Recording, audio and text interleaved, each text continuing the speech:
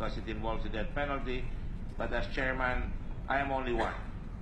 And if the committee decides to report it out, we would sponsor it, and we'll allow the principal sponsors to raise it on the floor of the Senate. But nonetheless, if it is going to help, I'm trying to open my mind to it, because there are so many incidents of people being killed right now. I'm not even calling it extrajudicial killings because there is a proper definition to it. Pero habang marami yung killing, I am willing to consider the fact na kung sakaling merong legally imposed government decision to impose death penalty in accordance with due process of law, then it's not my place to say I cannot listen to it. I will listen to it because it might help mawala yung tinatawag nating pang walang bahala ng karapatan pantao. Meron tayong Commission on Human Rights. I'm a great supporter of human rights, but human rights also mean human duties. And no one has the franchise on insulting people, especially the Senate of this country. And I have communicated this to the people involved, and they know what I'm talking about. So in the meantime, I will let the Honorable Senator Pacquiao make the presentation on his proposed bill, and I will read the bill.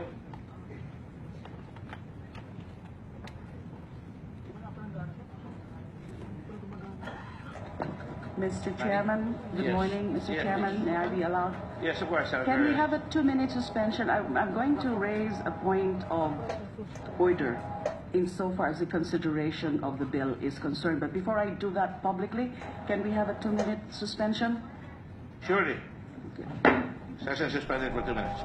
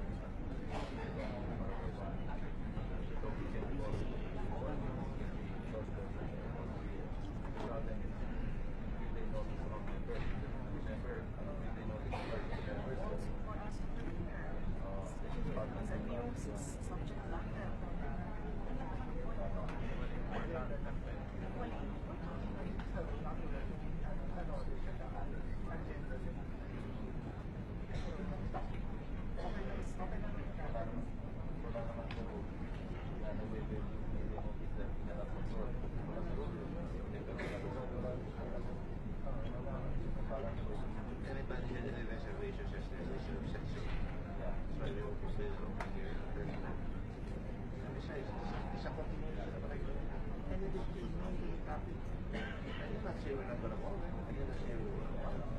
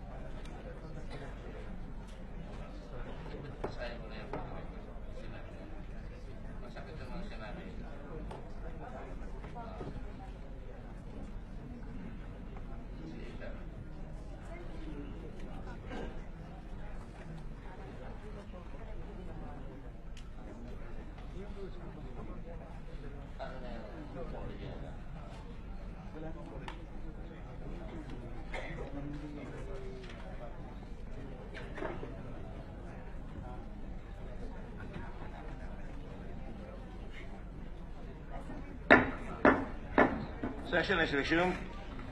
Senator Lima, you want to make a manifestation?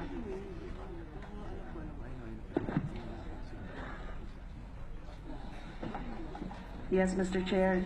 Thank you, and good morning again to everyone. I have 2 points for my manifestation.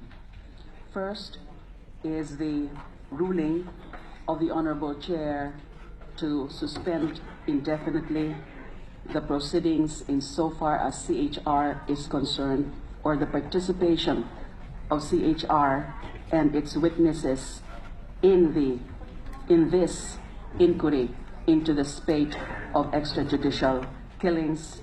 And then the second point would be... Excuse me. Let us be very careful, please, with the way we phrase our statements. I can appreciate the fact that sometimes, and I make the same mistake too, I did not suspend the inquiry on extrajudicial killings. It will proceed. But because of the arrogance of a certain individual who represented the Commission on Human Rights, casting aspersions on the Senate investigation, it is fair for the Senate to protect itself, and yesterday in full session, I did not bring it up, another senator bring it up, and I had to react to it. Let us be very clear. Normally, I will not give any, but I will explain later anyway. So go ahead, but please correct the man of the... Thank you. Because the first error of this CHR, because I'm referring to this, is that they claim I totally canceled all the hearings, which is thoroughly unfair. There was never any cancellation. We suspended it because of certain incidents that I have already chosen to ignore, and by your own representation, Your Honor, by the representation of 2 senators, out of respect to them, I did not pursue the matter anymore. I stand corrected, Mr. Chair. Thank you. Specifically on the matter of suspending indefinitely the presentation of CHR witnesses in the ongoing inquiry into the spate of killings. And the second point for my manifestation is with respect to the other ruling or statement of the good chair that we will proceed with consideration of the death penalty bills. So on the first point, Mr. Chair, I perfectly understand the sentiments and the displeasure of the good chair, and concurred in and shared by the Senate as an institution during yesterday's plenary session when the matter was raised in the privileged speech of Senator Migs Zubiri. I do understand and I share the sentiment that a non-member of the Senate, an official of an institution like the Commission on Human Rights, would make harsh statements, strong statements, particularly words like cowards or cowardice, etc. And I understand the sentiment and the demand for an apology from the commissioner concerned. Now, I see that the good chair is also expecting or is demanding an apology from the CHR itself as an institution. Excuse me, I did not bring the matter up, Your Honor. I was content that I got a call from the chairman of the Human Rights Commission himself. He requested at about midnight, thereabouts, when he was in Amsterdam, that he learned about the displeasure of the committee on the statements of, with all due respect, our rogue commissioner. We all run, and you were chairman of the Commission on Human Rights, and you never allowed an individual to speak for you. Because when an individual like this gentleman, so-called, speaks roughly about the Senate, which is an institution that is supposed to be respected by the country, he has no right to speak for the Commission. And that's why I chose not to honor his statements. But now, since it's out of the bag, and you will permit me, do you still have the manifestation? Because I will have to make a manifestation, because I didn't want to bring it out. I will bring it out in the open. Yes. I'm always very transparent. Yes, Mr. Chair, There's no ifs and buts when I speak. I always go out and answer questions directly. if I may Please go ahead. be allowed to But proceed, be sure, because continue we have a long day. with my We have a long day. manifestation. All right. As I was saying, because I was also conversing with the chairman of the CHR, Chito Gascon, about the matter, and he was explaining to me that it would be difficult for them as an institution to issue an apology in relation to the statements of a member or a commissioner, and they are worried about its implications also on the CHR as an institution. Again, let's be careful with the words. The expectation of the chair and the committee and the Senate is that the chairman of the Commission on Human Rights talk to this individual. And if he does not agree, the proper and correct thing to do would be to say, we dissociate ourselves completely with the statement of this individual, unless the Commission on Human Rights is now saying they agree with the statement made by this individual. And that's a matter that's different from what the gentle lady is saying. I did not demand any apology. Apologies are made by gentlemen on their own.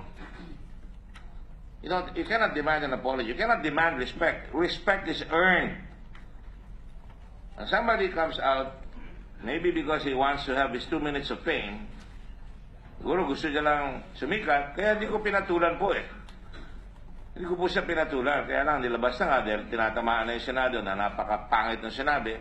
Ang nakalagay doon sa headline CHR slams Gordon for suspension of Senate inquiry. In the first place, I cannot suspend anything without a motion. And there were senators at that time who were asking for a suspension, right? To terminate, in fact. And I said, no, it was just an oversight on the part of Senator De Lima. She is trying to explain about the failure to show that there was actually evidence being presented that was not known to us, and that was the NBI document that showed different witnesses, different principles than what was alleged by Mr. Matubato in 3 contrarian counter affidavits. The affidavit of Matubato, first of all, saying that he did not take part in the killing of this Macdum, and then the second affidavit again saying that he saw the killing, nilalas na sa leeg, that he did not participate, and that he saw certain policemen that he knew who was there. And then finally, on the third one, he now says, in open hearing, kami ang pumatay, kasama ako ang nagbikti, ako ang sumaksa, kasama ko yung kanyang kasama. Hindi naman ho namin nalalaman na yung palang NBI, may report, at nung lumabas siya, sabi ko, pahintayin natin, if I don't dilin sana, or kung sana, pero kung talagang tutusin, dapat ang sinabi ninyo, ilabas natin yung dokumento. At that time, pinapalabas ko na yung dokumento. As it was, lumabas yung dokumento ng NBI, which is an official investigation report, filing a case against Mr. Matabato. Ang nakalagay na police ay completely different from the policeman that he was accusing in open court, in open hearing. Di talaga nagsisinungaling na yung tao. Pero hindi na bale, I'm not here to judge anybody so far. Pero nung lumabas na nga ho yung dokumento na yan, hindi ba dapat nalaman ng committee yun? Kaya, nagalit na ho yung ibang kasama natin, hindi ko nababanggitin, inaawat ko nga lahat tayo, sana kung pwede lang, kayo nag-motion, as you did today, mag-motion kayo for suspension, hindi nung dumating na si Senator Trillanes, ang taas na rin kayo ng boses, hindi naman ho pwede yung chairman, itatameme na lang. Hindi naman ho po pwede na magkakagulo yung Senado, at ako yung matras pa nga, sige ho, sabi ko, continue. That was really uncalled for, and that is why I was going to deliver a privilege speech and ask for an ethics investigation, which I did not. And in fairness to you, without even you coming to me.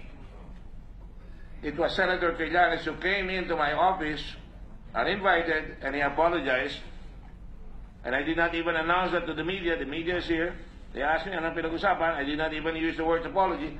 But since lumalabo na naman usapin, ayoko nga palabuhin ito dahil dapat matapos na tayo dito. Gusto kong matapos na ito eh. Dapat tapos tayo ngayong araw na ito eh. Tila ting magtatapos tayo, may lumalabas na bagong issue. Kahapon no, hindi ko inanunsyo na nagpunta kayo sa opisina ko, and I was appreciative. We were very kind and gentle to one another. I even said, usapin mo yung human rights because hindi naman tama yung ginawa. Wala ako sa mga loob kay Chairman Gaston at siya tumawag sa akin. Pero dapat, it is authorized na lumayo sila sa statement na yon in black and white because this is the Senate. And when you say words like, there's every reason to believe it is Gordon who is afraid of hearing, I challenge him as a commissioner. The only way for him to recover his credibility as chairman is to continue with the hearing, which I did not say I was not going to continue, and listen to the other witnesses. Otherwise, there's every reason to believe he is the coward. Natawa lang ho naman ako eh. I don't, you can call me a coward, you can call me anything because I know who I am.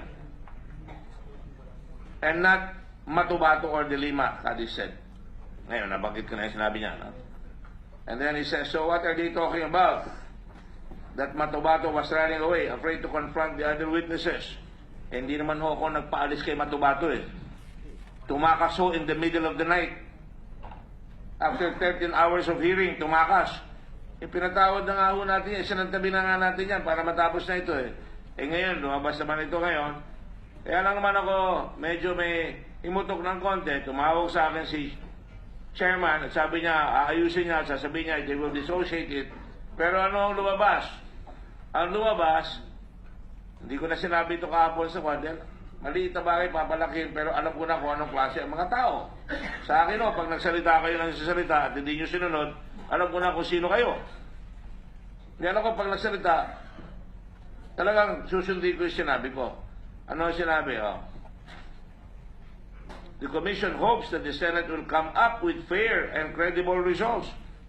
Aba, the title of this commission, this committee that I did not even want to take over, is Committee on Justice and Human Rights. I don't need a commission to tell me about our human rights. I belong to a very good organization, and I've been there for 48 years, and we try to uplift humankind and alleviate human suffering and human dignity. Now, at the same time, under Senator Richard Gordon's chairmanship of the Senate, this is a statement that came out from the Human Rights Commission on Justice and Human Rights. The Commission continues to pray that the committee will succeed in ferreting out the truth. Pinagdadasal naman po na tayo eh. Talaga naman yun ang pupuntahan natin eh. Wala naman akong pinapalampas dito eh. So, siyempre, when Senator Subiri came out with that, I had to answer already. And we are not taking out human rights out of the equation.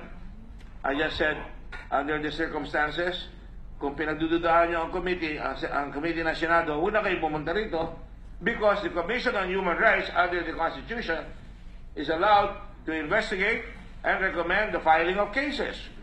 Ipapadala nyo yung kaso rito ng mga testigo ninyo na pailan na ni General Bato, hilo na tuloy yung kay Bato at kay Bato, napailan na at pinuntahan kagad yung unang witness dito. Nakabuti nga yan eh. Dahil inimbestiga na kagad yun eh. At ang sabi ko nga, sa totoo lang, lahat yan may testigo, dali na natin sa pulis, pailan na ng pulis. Pag hindi ginawa ng pulis yung kanilang trabaho, saka natin imbestigahin ng pulis kung talagang rank ang negligence nila, ang dereliction of duty, o ang pagsunod, may malfeasance o misfeasance o non-feasance. Sa akin in spite of maraming requests, and I don't want to be petty, pati nga ho expenses ng human rights, isa-charge sa committee. Okay lang ho sa akin yun, walang problema. Pero, wag naman, kung ayaw niyong respetuhin ang nag-iimbestiga, huwag na kayong pumunta rito. Dahil hindi naman nyo kami rirespetuhin, hindi nyo rirespetuhin ang Senado, huwag na, mag-aaway lang kami ni Chairman Gaston, na kaibigan ko, taga-UP, at kahit na ibang partido niya, hindi ko sinasama yon, pero magkaibigan kami, because ako rin, may partido rin ako, pero wala ako sinasabing bias siya. Ang sinasabi ko lang, do not come here if you do not want to respect the committee, if you do not want to respect the institution of the Senate. But if I were to be asked, as chairman, and I've been chairman of SBMA, I've been chairman of other positions, as secretary, there is always me who will speak. And when I'm going to attack somebody, I will do it myself. I will not have any member na magkakagulo. You will recall, ang COMELEC nung araw, nagsasalita isang commissioner, and there was a spectacle na nag-aaway yung commission. Ang hinahingi ko lang, if any, at kung hindi ako mapipigbigyan, okay lang, sabihin ni Chairman Gaston, he does not speak for us. We dissociate ourselves completely from him. At huwag naman yung spokesman na hindi ko man lang kilala kung sino yun, respetuhin niya naman ang Senado. So, now, we talked about this in the recess, so I will cut to the chase. You're going to raise a question that kailangan may 3-day rule? Yes, sir. No.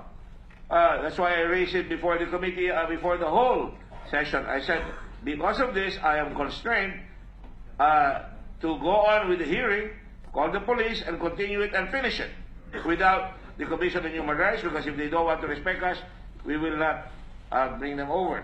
Because anyway, they have witnesses. Submit your witnesses, we will give it to the police, they will investigate. I don't have to investigate. We are not policemen here. We are here to create in aid of legislation. Tapos na po yun. Nasa isip ko na ho, susulat ho, by Monday, we will come out with a report. Linis na lang ho itong gagawin namin para matapos na yung mga tatanungin namin sa mga pulis. Kung meron tayo nakitang ginawa ng kapulisan na lapastangan sa karapatang pantao, i-file po natin ang kaso sa pulis. I-file lang human rights. Hindi po pwede kami mag-file. I can file on my own separate and individual capacity, but the Committee on Justice can only make a report, and it is up to the Senate President to refer it to the Ombudsman, to the Police Commission, or to whatever na mag-file sila.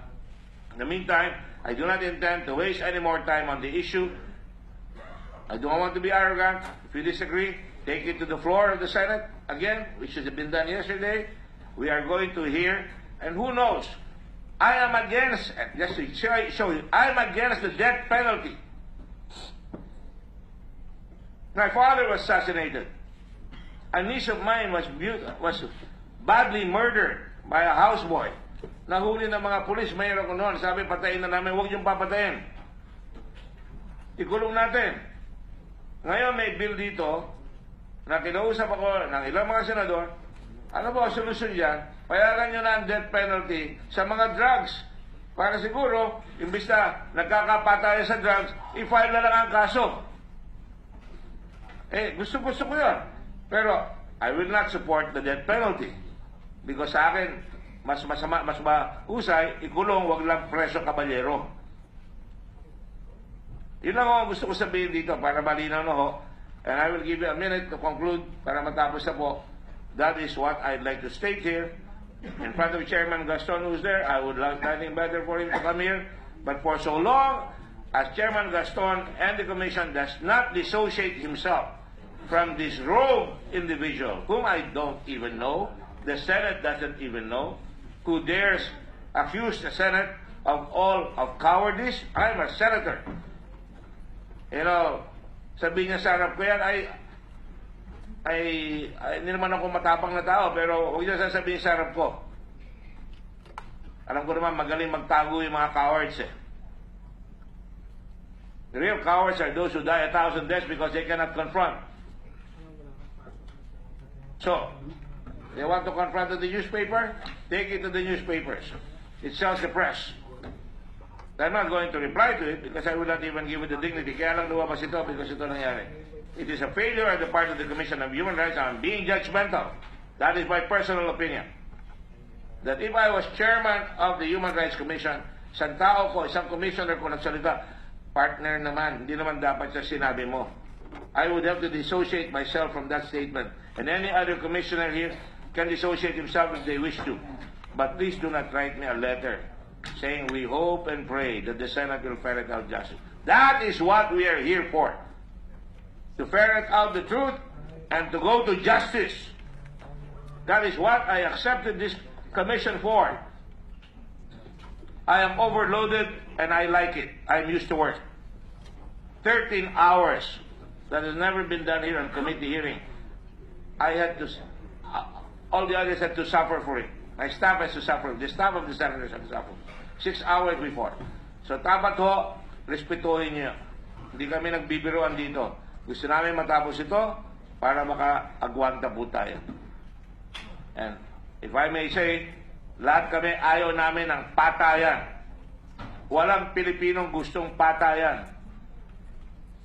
And the surveys of the President even show that. Popular ang Presidente, pero ayaw namin yung patayan.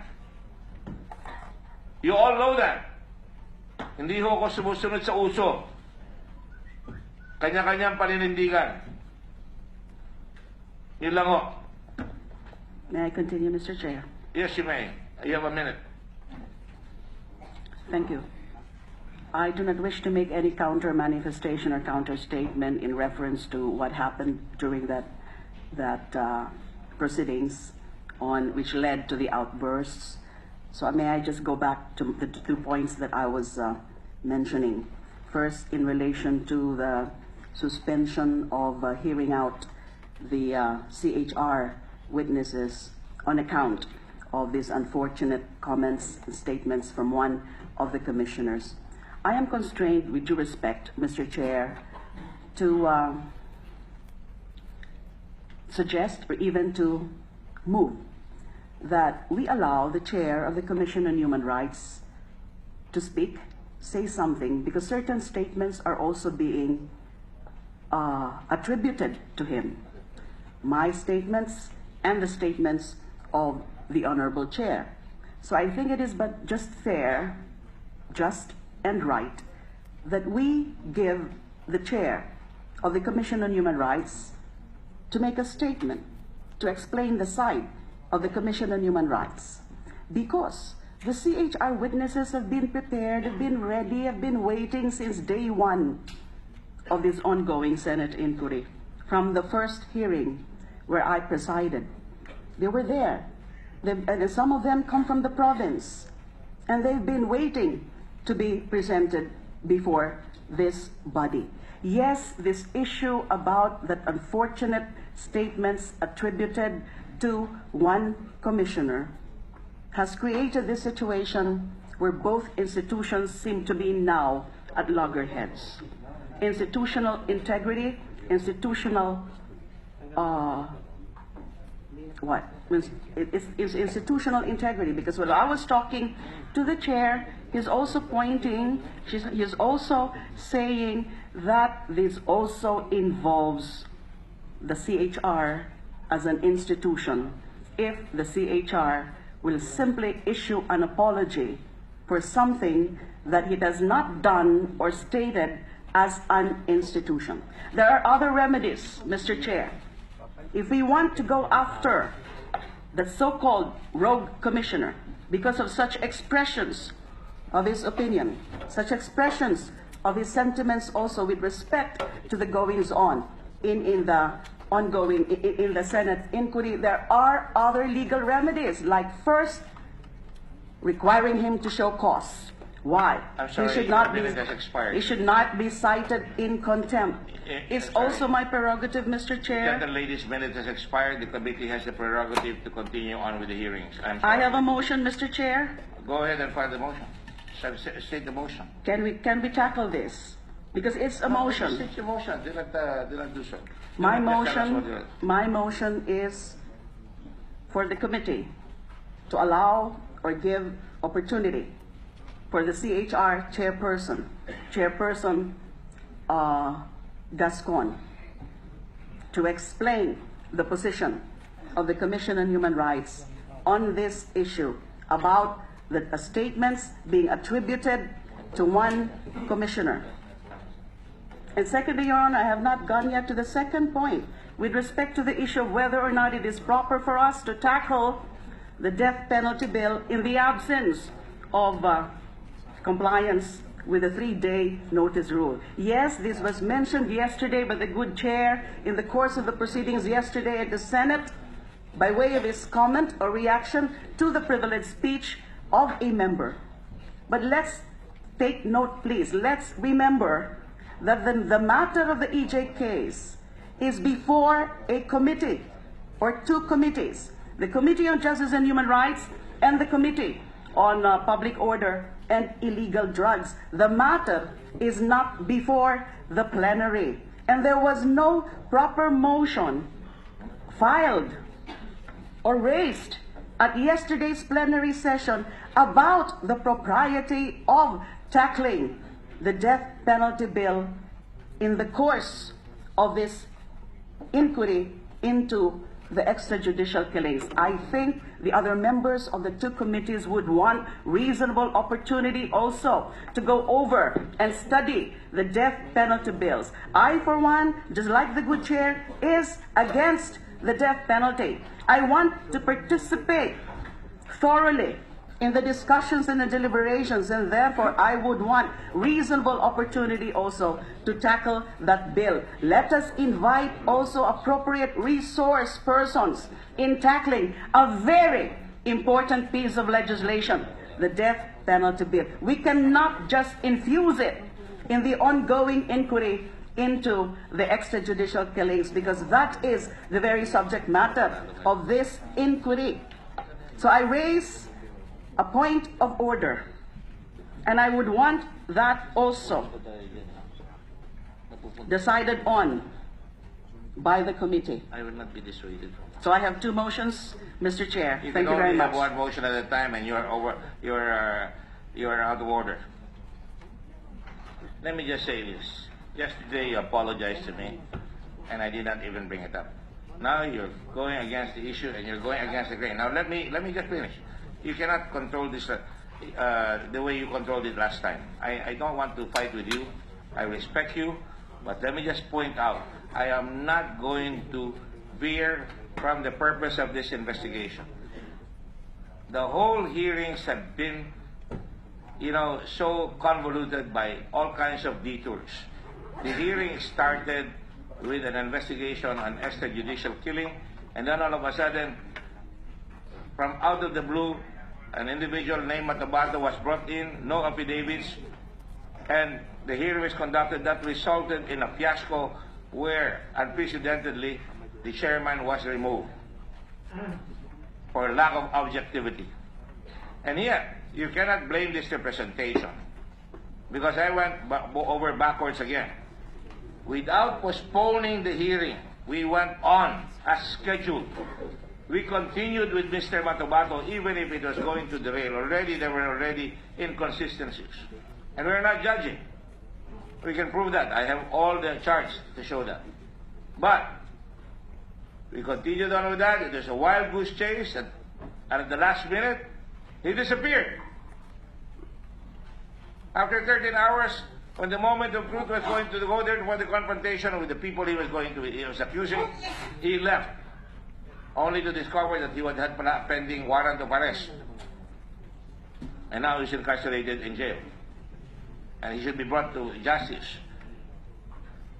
It's not far from, fried chicken. I'm not involved with fried chicken here. It's not a question of pride. I mean, I don't care if you apologize or not. I thank you for it. I think that's very noble, but that's okay. Let's finish. I did not even go there. Even before your apology, I said I'm not going to go and bring the Senate to another distraction. People are saying we should concentrate on traffic, we should concentrate on peace and order, we should concentrate on other things. Here comes another distraction. We cannot be forever distracted. He is my friend until now. He is here. I did not say anything against him. Would you like me to read his statement, his text? I will not present him here, but with your permission, Chairman Gaston, I will read it, because it speaks about you as a gentleman. But Unfortunately, it didn't happen. And I will quote. Alam niyo, ito nag-text sa akin si Chairman Gaston. Baka maging senador yan balang araw. Ano sabi po niya?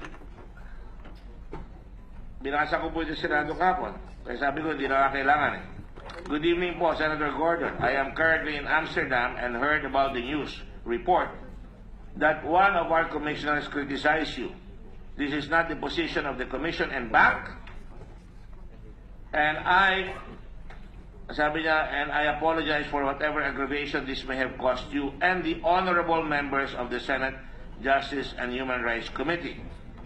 I've spoken to the other commissioners and we hope to make it right. We hope to make it right. May I please call you? Thanks and God bless. And I replied to him, and we talked. Sabi niya, kakusapin niya ibang commissioners. Eh, ang lumabas, so ito. Did I bring this out? I did not. I did not. Senator Subiri saw a newspaper report that we were being slammed. That, you know, the CHR was slamming the committee. So he stood up. And when he stood up, I had to stand up already. Now, sa akin, wala ho yan. The personal apology of Chairman Gascon is taken into consideration. I respect him as a gentleman. He doesn't have to apologize to me. The least this guy could do is apologize for himself. But the point here is when the commission is dragged, when the headline, what is the newspaper?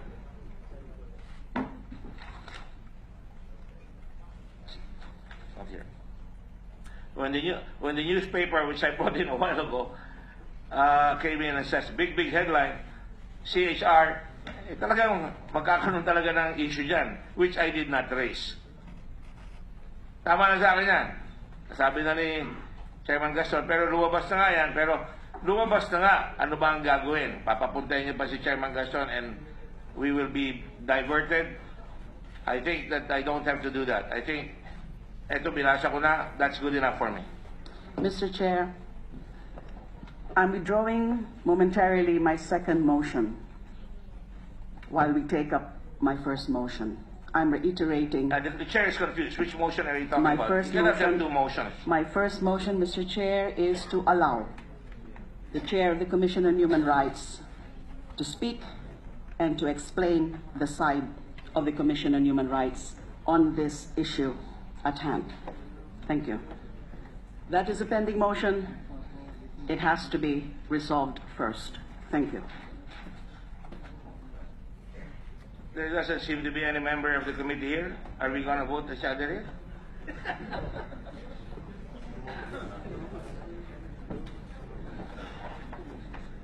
You know, technicalities must always give way to substantial justice. Siguro dapat tapusin na natin I move dito. to suspend. Alam nyo, I move I to don't suspend, Mr. understand it. Chair. I really do not understand. When you make something, you know, you accuse the president, sasabihin gano'n, i-withdraw. Ako, i-accuse him. Hindi po, Let's not sorry kayo. go to that, Tapos, Mr. pupunta Chair. kayo dito, Let's may gagawin not kayo, go and to you will that. sorry. You will say sorry. And now, There you is a want to bring this particular back matter again. at hand, so Excuse me, what are you trying to tell me? hindi po appropriate na kung ano-ano naman po ang hinahalo niyo na issue. Anong hinahalo? Ikaw ang naghahalo. And I am not going to need na papatulan. Oh, sige, there's a motion. Let's vote. We have a quorum. 1 senator, 2 senators are here.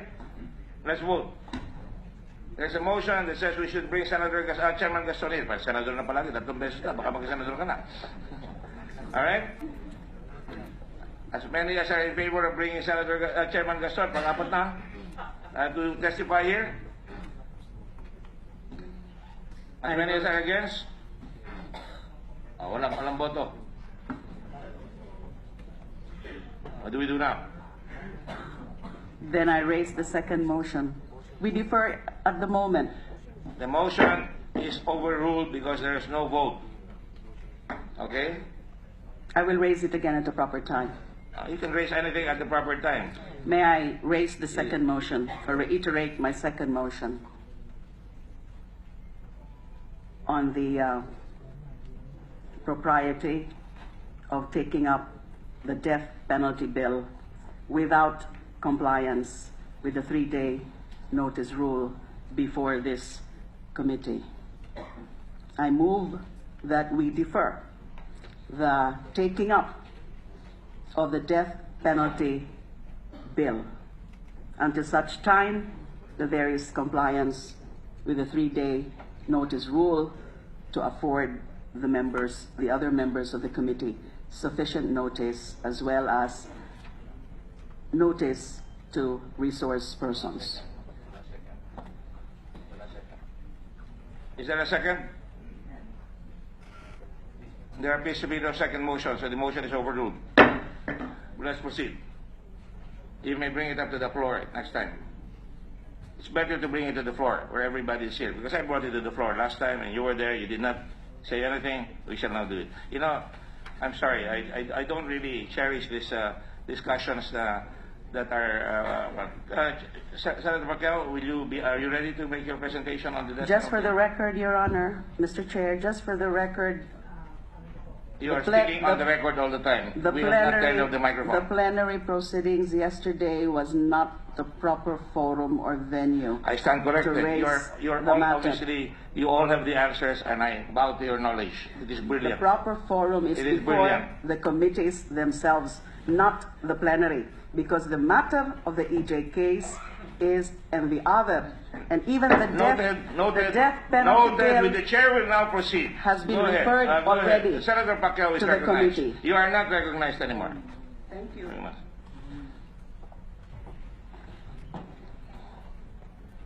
Senator Pacquiao, go ahead. Thank you, Mr. Chairman. Good morning, ladies and gentlemen. The problem of our country with regard to drug trafficking and drug abuse has grown into an emergency situation that now merits urgent action. Kailangan na siguro nating magpasa ng batas na pupugsa punto por punto sa lumalala nating problema sa droga. There is now a need to enact a measure that will decisively repress these heinous crimes. For this reason, I filed Senate Bill number 185, an act of impose the death penalty and increase the penalty in certain dangerous drugs crimes, amending for that purpose other special penal laws and for other purposes on the basis of Article 3, Section 19 of the 1987 Constitution, which states that excessive fines shall not be imposed, nor cruel, degrading, or inhuman punishment. Punishment inflicted. Neither shall that penalty be imposed unless for compelling reason involving heinous crimes. The Congress hereafter provides for it. This particular section has been debated upon the framers of our Constitution. Father Joaquin Bernas wanted to abolish the imposition of the death penalty. He proposed the Section 19 be written as, excessive fines shall not be imposed, nor cruel, degrading, or inhuman punishment inflicted. Death penalty already imposed shall be commuted to reclusion perpetua. However, Commissioners Arturo Padilla and Christian Munsod opposed to this proposition. During the deliberations, they advocated to add the exemption and imposing the death penalty by adding to the provision, unless for compelling reasons involving heinous crimes, the Congress hereafter provides for it. Their suggestion prevailed and was adopted by the Commission. True enough, this provision becomes relevant and useful in our ongoing war against drugs crimes. The provision speaks in clear language in granting Congress the authority to push for measures to reimpose the death penalty for compelling reasons. It is of my humble opinion that our current problem over heinous crimes related to the trafficking and abuse of dangerous drugs falls within the bounds of this constitutional limitation. Hence, in my proposed measure, I introduce some amendments to Republic Act number 165, known as the Comprehensive Dangerous Drugs Act of 2002, Senate Bill 1856, to provide certainty of punishment and more severe penalties to drug traffickers. For example, Section 4 of RA 9165 penalizes only the so-called drug mules that made no mention of the criminals orchestrating this illegal trade. Hence, I added in my proposed measure to also impose penalties to those who shall import or bring or force, intimidate, direct, instruct, or otherwise cause another person to bring into the country any dangerous drug, regardless of the quantity and purity involved. Moreover, Section 11 of RA 9165 imposes the penalty of life imprisonment to death penalty for those who will be caught in possession of 50 grams or more of shabu has been reduced to 10 grams in Senate Bill number 185. Procedurally, the present bill is being filed separate from similarly intended bills for other kinds of crimes in order to move the bill forward with focus and unburdened by more lengthy consideration of other crimes. This will allow for a timely opportunity to stop the nation's growing problem over crimes related to the trafficking and abuse of dangerous drugs. The Senate must be clear in its intention to deter dangerous drug crimes and told the warning bell that the country will now fight back to reign the good of its people, the meaning of its future. Thank you, Mr. Chairman, and that's the bill that I'm trying to pass and become a law. Thank you, Senator Pacquiao. For the record, there's a second bill here, and I think there are other bills that have been filed. I just want to be sure that we have it all. This time written by Senator Lacson, and the title of which is An Act Reinstituting the Death Penalty in the Philippines. The bill of Senator Pacquiao involves imposition of the death penalty in cases of drugs. And on the other hand, there's a general bill here reimposing the death penalty pursuant to the constitutional provision on a law that must be passed in connection with the imposition of the death penalty. So, Senator Lacson, would you like to make a comment on your bill? No, Mr. Chairman. I think we should now ask the resource persons. But I noticed that we have only one set of resource persons here. They all come from the law enforcement agency or law enforcement sector. So I don't know how we will proceed. At least for today, we can hear them out. But in the succeeding hearings, I would suggest that we hear the other sectors, Mr. Chairman. Of course. Again, this will take the form of other matters, really, in terms of the bills proposed by Senator Pacquiao and Senator Lacson. So I think we can call the police to the NBI is here, right? Is the National Bureau of Investigation here? Director Dante Garan, and who else? Police General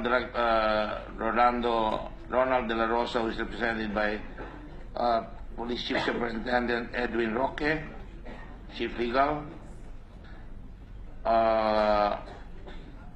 Who else is here? Can you please stand up, Mr. Edwin Roque? All right, the oath has been administered to you already, right? Yes, thank you. And then the gentleman right beside the Police Chief Superintendent.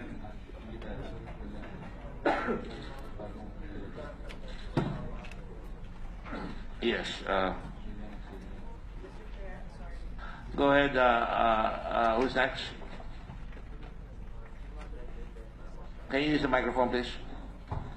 I'm Chief Superintendent Oscar Albayalbi, Your Honor. I'm the Acting All right. Regional Director of the National Capital Region Police Office. all the witnesses here have been administered. Has anybody been here that have not been able to take their oaths here? Anybody? Is that? So, you've all taken your oath. So, will you please stand up, the three of you? This will mean the lady, please. What's your name? Your Honor, good morning. I'm Attorney Maria Lindbergh Constantinopla, the current Chief of Staff of the Internal Affairs Service, and I also sit as Chief of the Intelligence and Investigation Division of the Internal Affairs Service, Your Honor. You are a civilian? Yes, Your Honor, I'm a civilian component of the Internal Affairs Service. Maria Lindbergh Constantinopla, representing Police Chief Superintendent Luterio. Yes, Your Honor, he would like to extend his sincerest apology for his absence in today's hearing, Your Honor, because he's also engaged to participate in one equally important activity of the PNP, Your Honor. That's right. And Police Chief Superintendent Albayalde, and you are LCRPO, and Police Chief Superintendent Rosauro Axio. Did I pronounce your name right? Axio, thank you. Okay. With the Raise your right hand, please. Do you solemnly swear to tell the truth, the whole truth, and nothing but the truth in this proceeding? Can you take your seats? there have been many cases of killings of late, and not only of late, but in many instances in the past. The questions that we'd like to ask you here would also involve not just the imposition of the death penalty, but also matters involving extrajudicial killings in a very loose definition. Perhaps I would let Senator Pacquiao, because it is the intention of the chair to proceed with the investigation on extrajudicial killings. Would you like to ask a question, Senator Pacquiao, or no need?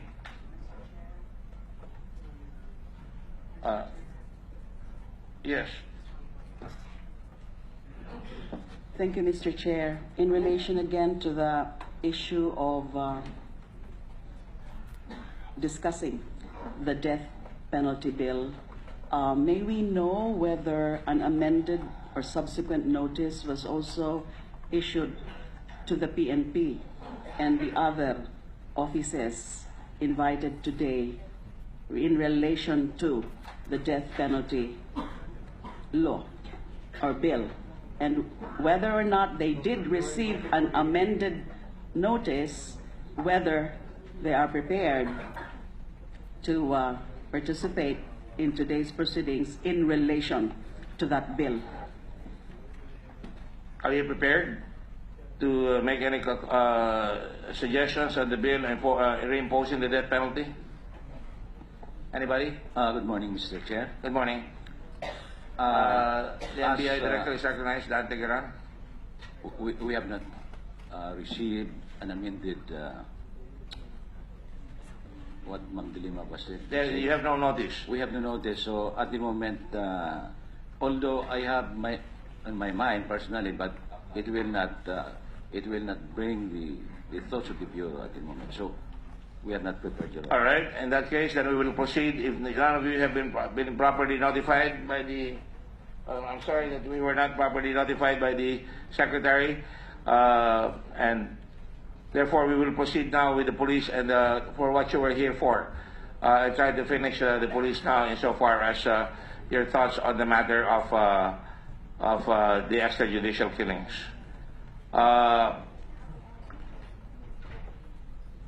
IAS is here, and PDEA is here? Yes, all right. My questions are for IAS. If there are no questions on the part of the committee. The usual rules apply, of course, 10 minutes for every senator. Let me ask IAS right now, how many cases are you handling right now? The last time you came here, you were talking about over 100 cases, right? Currently, Your Honor, we are handling on about 1,000. If you're going to start our timeline from January to October, with respect to the motu proprio investigation, we're handling 1,411. But if the timeline will be from July to September, our motu proprio investigation will be at 1,298, Your Honor. This is only with respect to the motu proprio investigation, Your Honor, but we also handle walk-in clients, which is about 200 cases, Your Honor, and other regular motu proprio investigation, which is also an additional 200 cases, Your Honor. So you have over 1,000 cases. Yes, To be Your Honor. exact again, motu proprio, which means there was a killing. Ilan yan? 1,000. If we're going to start from January, Your Honor, it will be 1,411 nationwide. 1,411.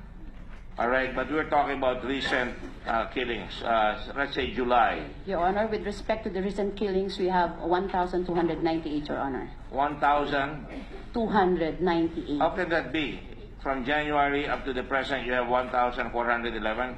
So you're saying there's really a spike, 1,200 from July to September. Yes, Your Honor, there is an increased number of motu proprio investigation. All right. Of the motu proprio investigations that you conducted, ilan na natapos niya? We are already done with the 300 cases, Your And Honor. of the 300 cases, what is your recommendation? Was there any recommendation to prosecute for failure to follow the rules of engagement? So far, Your Honor, these are drop and close cases, Your Honor. We have 28 for summary hearings, and these are where there is... Speak slowly because we cannot follow you. Go I'm so ahead. sorry, Your Honor. With respect to resolved cases, Your Honor, we have 300 resolved cases. These cases were resolved because they already been considered as drop and close because there is legitimate operation. Those 300 cases were considered legitimate operations. Yes, Your Honor. Was a legitimate operation meaning you had a proper search warrant? Yes, Is that Your what you're Honor. talking about? Yes, Your Honor. They When you- complied with the police procedure, Your Honor. And what are the police procedures then? We are covered by the PNP police procedures, Your Honor. I'm sure you are, but what Yes, are they? sure. Can you tell us here? The police procedure, Your Honor, in as much as we would like to discuss about the police procedure, Your Honor, this involves a series of provisions with respect to rules of engagement in the implementation of the warrant, Your Honor. When you Warrant and other... you have a incidents. warrant, you have acquired a warrant insofar as the 300 cases are concerned to arrest? Your Honor, some of these cases involves bypass operation, wherein the police officers conducted bypass operation, and some of these cases also involves serving warrant to the All right, accused, and in Your all Honor. those cases, how many did you prosecute? Did you prosecute anybody? Did you find somebody in violation of all these rules and regulations? We have forwarded 28 cases for summary hearing, Your Honor, wherein we find that there is probable cause that indeed this... 28 of the 300 you found probable cause. Probable cause for what? that they violated the police procedure. Such as? Operational procedure, Your Honor, such as in the serving of the I'm warrant. sorry, I don't know your operational procedures very well, but you should tell us. Did this result in a fatal event? Yes, Your Honor. All of them Yes, Your Honor. The 1,298 cases are all fatal. are all fatal. Most Now, of, in the case of the 28, what cases have you filed and where? Did you file with the police commission? no, these cases are filed before the Internal Affairs Service, Your Honor. We I have know, you're investigating it, di ba? Yes, Your Honor. And then but- and then you are also going to prosecute them already in the IAS. Yes, Your Ano ba? Honor. Yes, Your Honor. We From have there, you don't go to the police commission, you don't file a case at the criminal courts? no, Your Honor. We file cases to the we also have the authority to file criminal cases. However, Your Honor, with respect to the IAS, it is a one-stop shop. So we investigate, we prosecute. It is administrative in nature, right? Yes, It Your is Honor. not criminal. You cannot put the guy in jail, right? Yes, Your Honor. So normally, when you decide to prosecute, you are punishing them, for example, for insufficient self-defense. Is that correct? We conduct summary hearing, Your Honor, after the findings of probable cause. We notify the respondents to appear and file their answer. Then eventually there will be a hearing, but with the current amendment of the NAPOLCOM with respect to MC 2016-002, the regular hearing will no longer be conducted, but the parties are now being required to submit their respective position papers just to shorten the procedure on the administrative aspect. I'm a bit confused. You investigated, already completed 300 cases. Of the 300 cases, 28 you decided to Proceed for summary hearing, Your Honor. summary hearing. Yes, Your All Honor. right. And who would conduct the summary hearing? We have a separate division. Correct. For And what that, do you Your call Honor. that division? That is the Legal Affairs Division, Your The Legal Honor. Affairs Division. And what do? They're actually prosecuting the guy, right? The policeman. Yes, the prosecution is being done by the Legal Affairs For failure Division. to follow the correct... Yes, Your Honor. And what are the cases that you are handling? Are you handling right now? The cases with administrative cases, Your Honor, grave misconduct, serious irregularities. If he shoots a guy with insufficient self-defense, ano prosecution niya?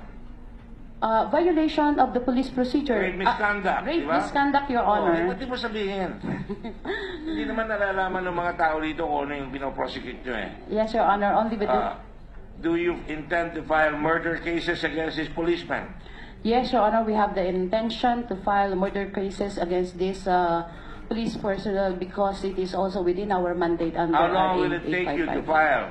Have you filed any murder cases yet? As of the moment, Your Honor, we haven't filed a single incident. So from July up to to the present, there's been no case filed. Yes, Your Honor. Yung 28 ang pinaka-serious. They're all dead, di ba? Yes, Your They are Honor. dead. Di ba? You're saying that to us that they exercise the proper measures. Is that correct? Yes, Your Honor. And then yung 28, These are PNP persons who failed to comply with the... They are found to be... there is some findings of probable cause that they engage the suspect in a manner that not in accordance and with how law. long do you intend to continue the so-called legal affairs trial, if you will?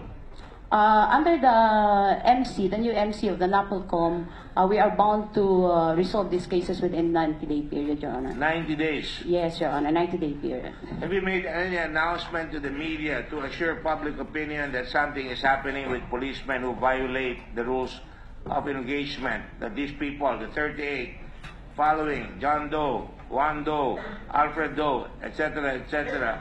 John Doe, in his case, shot the guy before, knowing that he had no firearm, or he had a firearm, he had not drawn it, he fired upon him right away. Ganun ba mga kaso? Yes, sir. Can you give me a specific instance? In the case of Colata, Your Honor, I think it I was think I'm familiar with Kulata. That's the guy who killed was found dead. It is supposed to be a DUI, death under investigation. However, the Internal Affairs Service assumed jurisdiction to conduct. Who was the policeman involved? Your Honor, may I refer to my reference, Your Honor? Please do.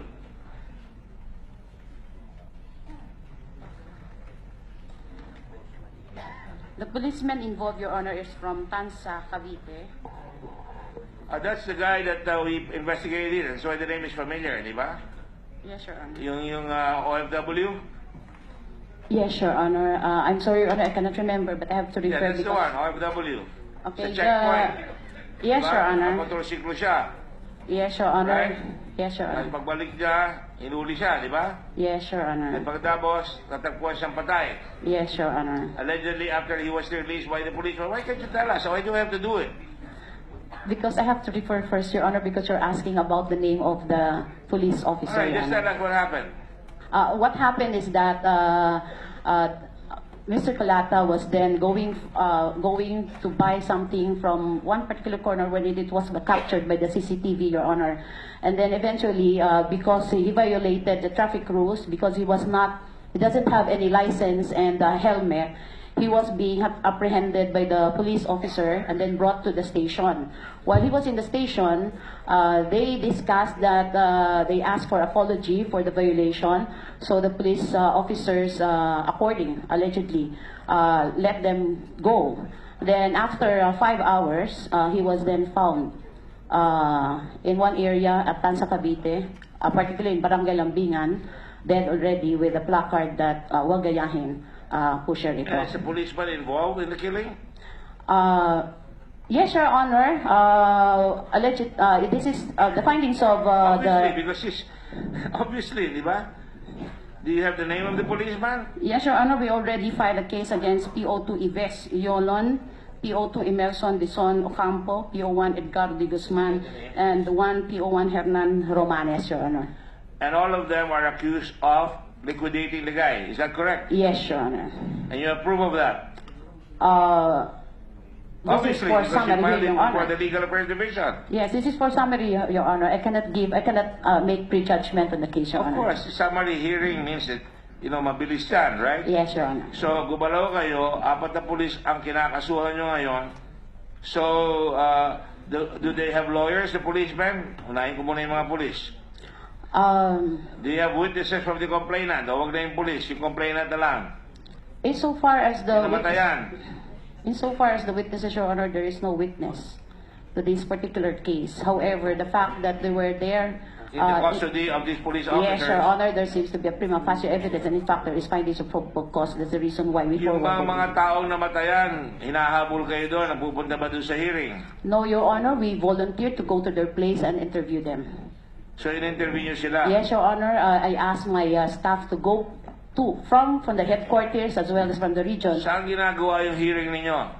The hearing of Colata is now being done before the regional office of Region 4. Si Your Kulata Honor. yung namatay, yung hearing ng mga pulis ang pinag-uusapan Yes, Your Honor, natin. but yes, Your Honor, the hearing is being run before the regional office of RIAS 4A, Your Honor. Saan yan? Sa Cavite? Yes, Your Honor. So, naandun. And, walang pumupunta sa mga kamag-anak? We're not done yet, Your Honor, with Ba't nag-umpisa na kayo? Nakailang hearings na kayo? No, Your Honor, please, the case was only been forwarded for summary hearing only about last week, Your Honor. Last week, because it was brought here and General De La Rosa was here, right? Yes, Your Honor. And so he ordered you to conduct an investigation, correct? Yes, Your Honor, but we And also... wala pa. And did you take any matter? I'm sure your police community relations officer went to the people, the relatives of the victim, correct? As far as the investigation... Yes or no? Yes, Your Honor. Okay, aspar pa. Nagpunta, di ba? Police community relations, bakit? Ito, hinuli namin to. Ayan, pumunta kayo, dililitis namin to. Your Honor, currently we have shortage of human resources. Your Honor, we have to. I'm not asking you whether you have shortage. I don't care if you have only 1 policeman. I just want to know where you are, because our course here is to find out if you have shortage, and we have been told that you have only 700 people in the IAS. Yes, Your Honor. We know your sub-story, okay? And Thank we you, should Your Honor. start doing something about it. Now, I want to know, kasi ang importante sa amin dito, na ang tao na namatayan, may habol sila. Nalalaman nila ang gobyerno, hindi pulisya ang pumatay. At dapat, may karapatan silang malaman kung anong stage of the action, anong ginagawa ng mga tao, para may feeling na hindi makakalusot yung mga pumapatay ng tao indiscriminately, correct? Yes, Your Honor. I have to raise my voice with you. Please, I don't want to do that, but you have to give me more information. Yes, Your Honor. Nakakapagtaka sa akin, kailan kayo nagsimula ng mag-summary hearing? Actually, Your Honor. Hindi pa. No, Your Honor, because we have. Hindi pa. We have. Alam ko eh. Nakikita ko sa mukha mo na hindi ka pa handa. Wala pa. Correct? Your Honor, please, with your respect, Your Honor, we have to comply with MC 2016-002, wherein the respondent is given the chance to make Did I not ask given you the whether chance. the police have counsel? And you have not answered that. Your Honor, this matter involves the region, Your Honor. I can confirm to the region, Your Honor, whether they are being represented by the police, because I am now assigned with the DIAS. However, we will provide you with information. Maybe know from Your Honor, from the PNP. Because ano malabas sa akin, cosmetology ito eh. You know what cosmetology is? Yes, Your Honor. The study of beautification of an ugly person, right? Hindi exact yung definition ko. Papagandahin mo, pamalagyan mo ng makeup, correct?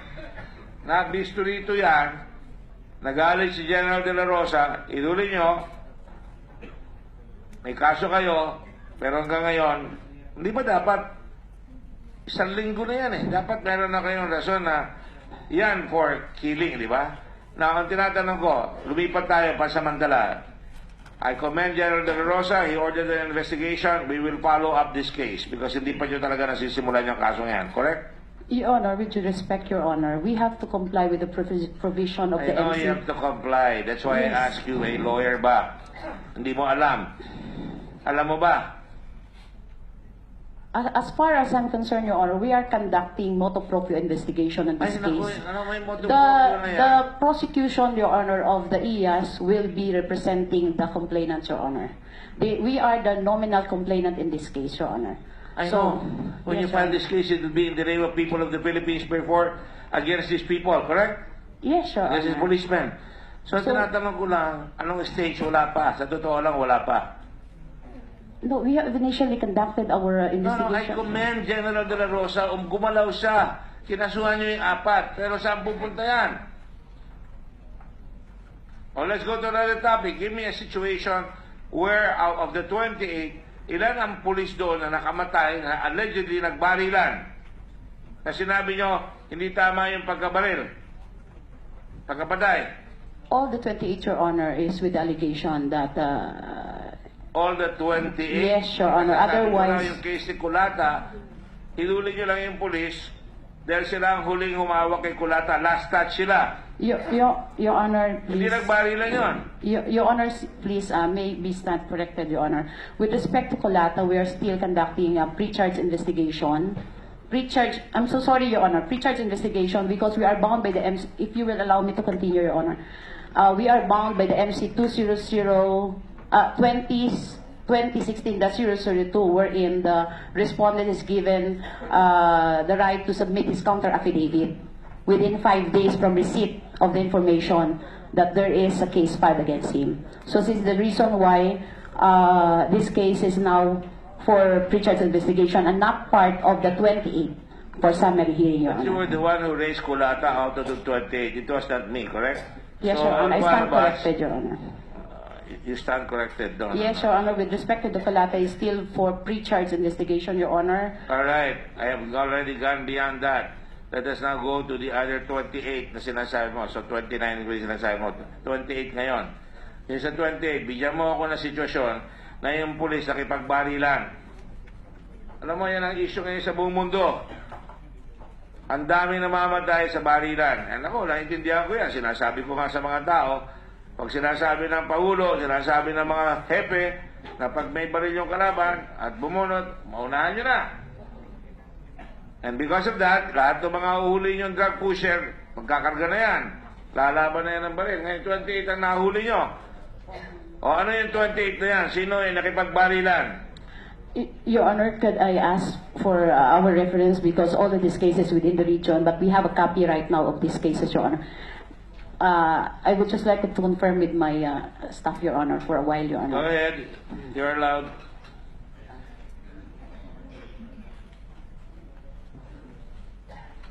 That's where I'm going to head. I don't know about the others here. I just want to know, let everybody know, we are not going to leave any stone unturned here. When you say there's a shooting, you have to justify the shooting. And you have to do it quickly. Kung nagbarilan ng pulis, ikaw, matagal ka na ba sa IAS? Yes, Your Honor. Ano na hawakan mong kaso sa IAS? I have Marami. so many cases, Your Honor. Alright, may nagbarilan. How long does it take you to say, hindi tama yung ginawa mo, suspendido ka, turn in your badge, turn in your gun. Ano ba yung nangyayari doon? Yes, Your Honor.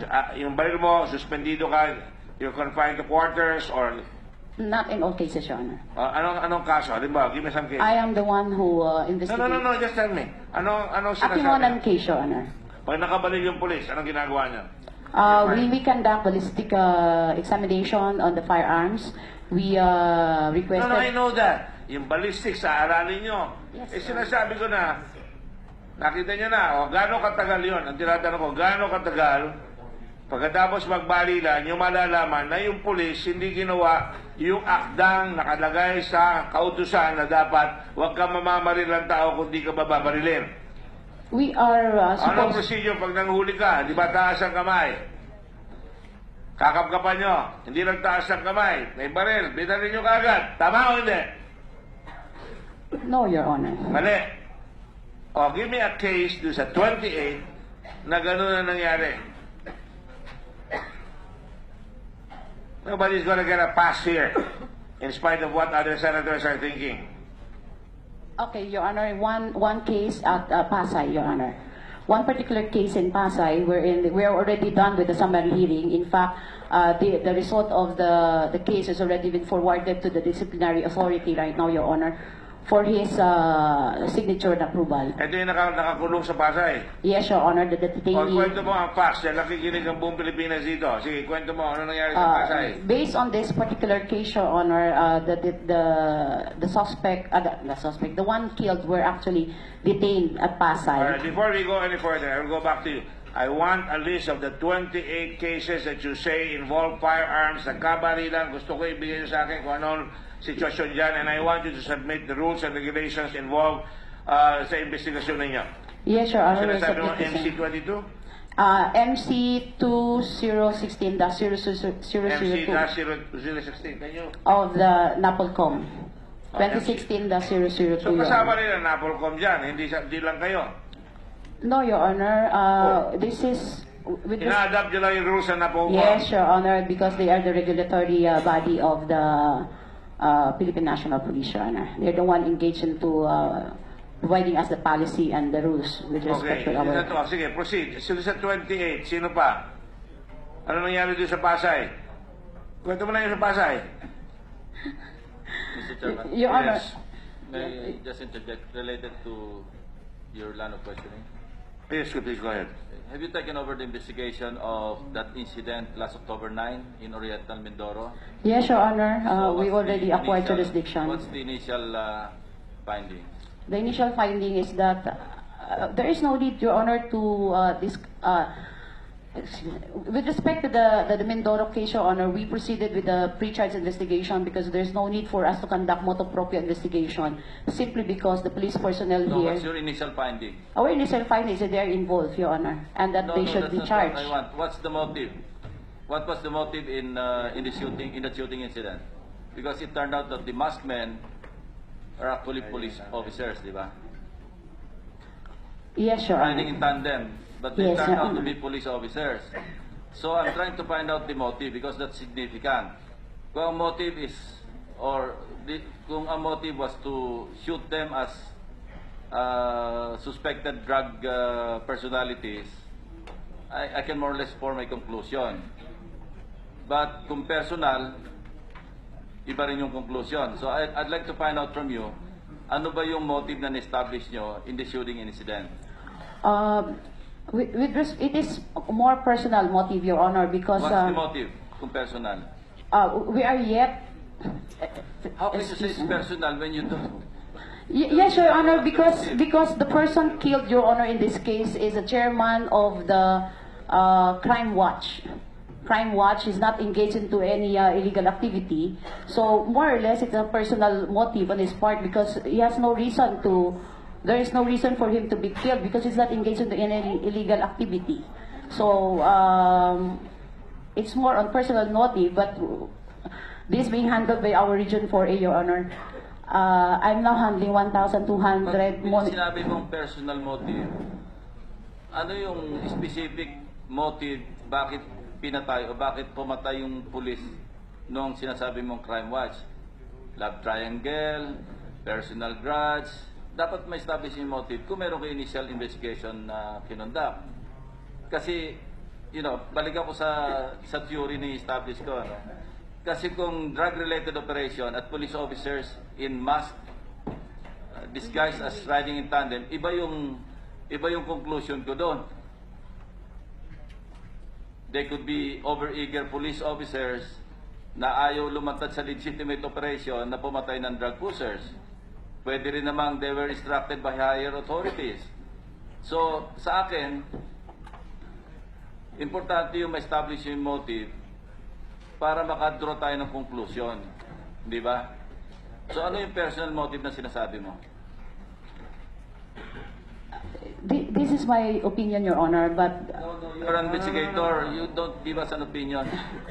Your Based on your Honor. findings. Yes, Your Honor. I just, in receipt of the findings, we have the initial report. They have not yet given to us here at the National IAS the result of their investigation, the investigation report. We just in receipt of the initial report, Your Honor, with respect to the what actually transpired at the Mindoro incident, Your Honor. But we will provide you with information if we are already in receipt of that investigation report, Your Honor. Conclusive ba yan na hindi drug-related yung operation, yung shooting incident na yun? We don't have yet the initial profile with respect to the victim, Your Honor, is that he's a chairman of a crime watch. Well, maski chairman ng crime watch, kung involved sa drugs, may conclusion na ba kayo na talagang absolutely wala siyang kinalaman sa drugs? No, Your Honor, it is just an initial information, Your Honor. For the benefit of everyone, refer to this report. Gloria Oriental Mindoro, riding in tandem killers who gunned down 51-year-old Citizens Crime Watch. You're not telling us that we don't know that this guy is a crime watch person. Regional Chairperson Zenaida Luz, babae pa ito, ha? Yes, Your Honor.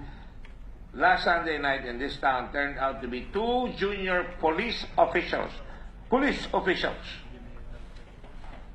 One of them, a bemedaled municipal police chief, the top police official in this province, revealed yesterday. Now, natutuwa ako na mismo yung provincial director, hinuli niya yan, sinabi niya, ito, bemedaled pa ito, walang exempted. Walang exempted. Ang hinahabol ko lang dito, gaano katagal ninyo bago nyo maipile yung kasong yan. Kung nahuli nyo na yan at sila ang bumaril, inaamin nila, ano susunod na yugto nitong saga na ito? Senior Inspector Magdaleno Pimentel Jr. of the First Maneuver based in San Teodoro, and Inspector Markson S. Almirañez, Chief of Police of Socorro Town. Police Chief pa, nakamotorsiklo, pinatay. Alam mo, bago ako umalis kanina, pinapakinggan ko si Vice President Cabayan. Ang sabi niya, ang pinagsususpect siya ng tao na mga riding in tandem, hindi makakagalaw ay mga pulis. Eto, nasa bat ni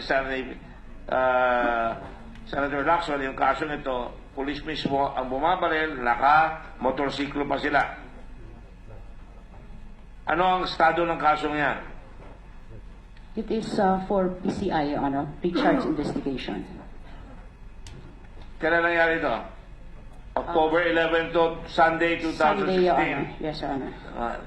9 to 11, right? Yes, So, Your Honor.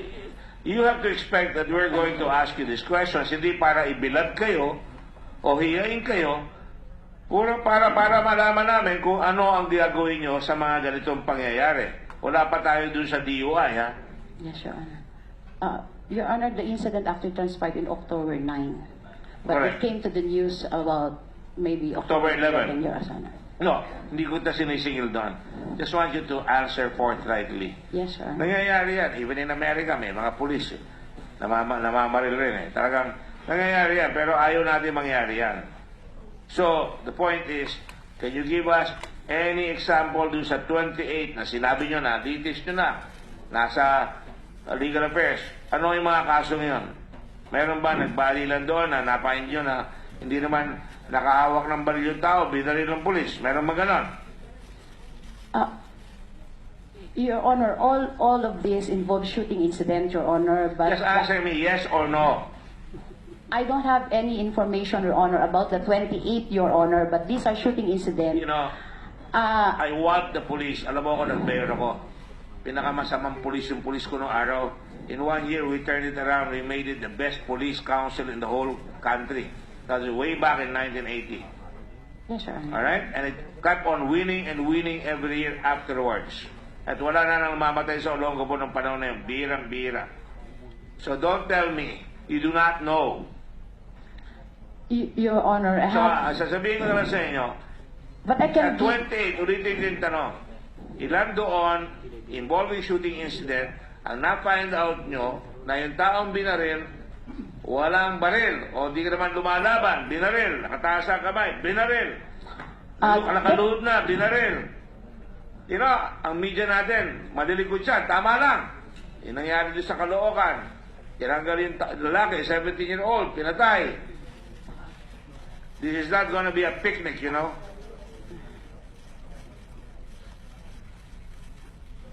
Your Honor, with respect to the 28 cases now for summary hearing, these are being done by the regional offices. In as much as I would like to inquire on how the incident transpired, whether or not they drove guns or there was indeed a shooting incident. What is your procedure in IAS? Because you're saying me, na malayo sila, hindi namin ginagawa yan eh. We monitor, Your Honor. In fact, we How have do the you initial monitor? report. We have the initial report that there is a case. These particular cases are for summary When do you hearing, get Your that Honor. report? Pardon, Your When do Honor. you get that report? Tomorrow, Your Honor, I can submit it to your office, Your Honor, because this report are all available, Your Honor. Just give me the chance, Your Honor, to scan on the peruse on our documents, Your Honor, because everything is available. I don't think I'm going to get anywhere with you right now, and you're not making a good account of yourself, because when you come here, you better be ready. I'm not against the police here. I'm not the pro-police. I just want to make sure we can come out with a decent investigation report here, committee report here that will say, these are the following things that must be done right away. Kung nagbarilan, nakita ninyo, wala sa lugar yung pagkabaril. How long does it take you? Dapat within 3 days, alam nyo na hindi sinunod yung rules of engagement. Pwede ba yan? Yes, Your Honor. O, pala eh. Ba't wala ka masabing ganon? 300 yun na-resolve nyo eh. Yes, Your At Honor. least sinabi nyo, hindi, tama lahat ang ginawa nila. Namaril sila, lumalaban yung tao, papatayin yung pulis, napatayin namin. Okay yun, kung totoo yun. Pero kung ang tao, yung 28 na sinasabi nyo, at inunan mo si Kulata na hindi naman involve yung barilan ng pulis sa yung tao, ang tinatanong ko, internal affairs come in, may pulis, bumaril siya, nahuli niya na, nakasakay na, katulad nun sa HPG, nakasakay doon sa kotse, walang baril yung tao, o tinong tao, napatay. Siyempre, magtatanong ang tao. Eh, ganyan lahat sa mga pulis, eh. Namamaril sila. Ayaw natin yon. Ang gusto natin, lalabas, eh, lumalaban talaga sa pulis na patunayan. Now, meron ba kayong gano'n na 28 doon sa pulis na yon na gano'n sa nangyari doon sa HPG? Meron ka bang alam? Wala. Sa Metro Manila, nandito ka sa Metro Manila, may kaso ka bang nasabat na yung pulis sa Metro Manila ay hindi sinunod yung rules of engagement? Yes, Your Honor. Oh, sabihin mo sa amin kung ano. Sa 28 na yan, meron? I will ask General Alcayalde, who is the National Albayalde. Sorry, I'm not very good in names. But can you show me, you know, my staff prepared, we've been following, hindi pa ako senador, pinapalo ko na yung riding in tandem. So when these things happen, nagbilang ako July, this is far from accurate because ang figures yun, in fact, are larger than my figures. Somebody is this operator? In Manila, lumalabas, may papel ko ba dyan? Dito? Dito na lang, dito na lang. Ano ba?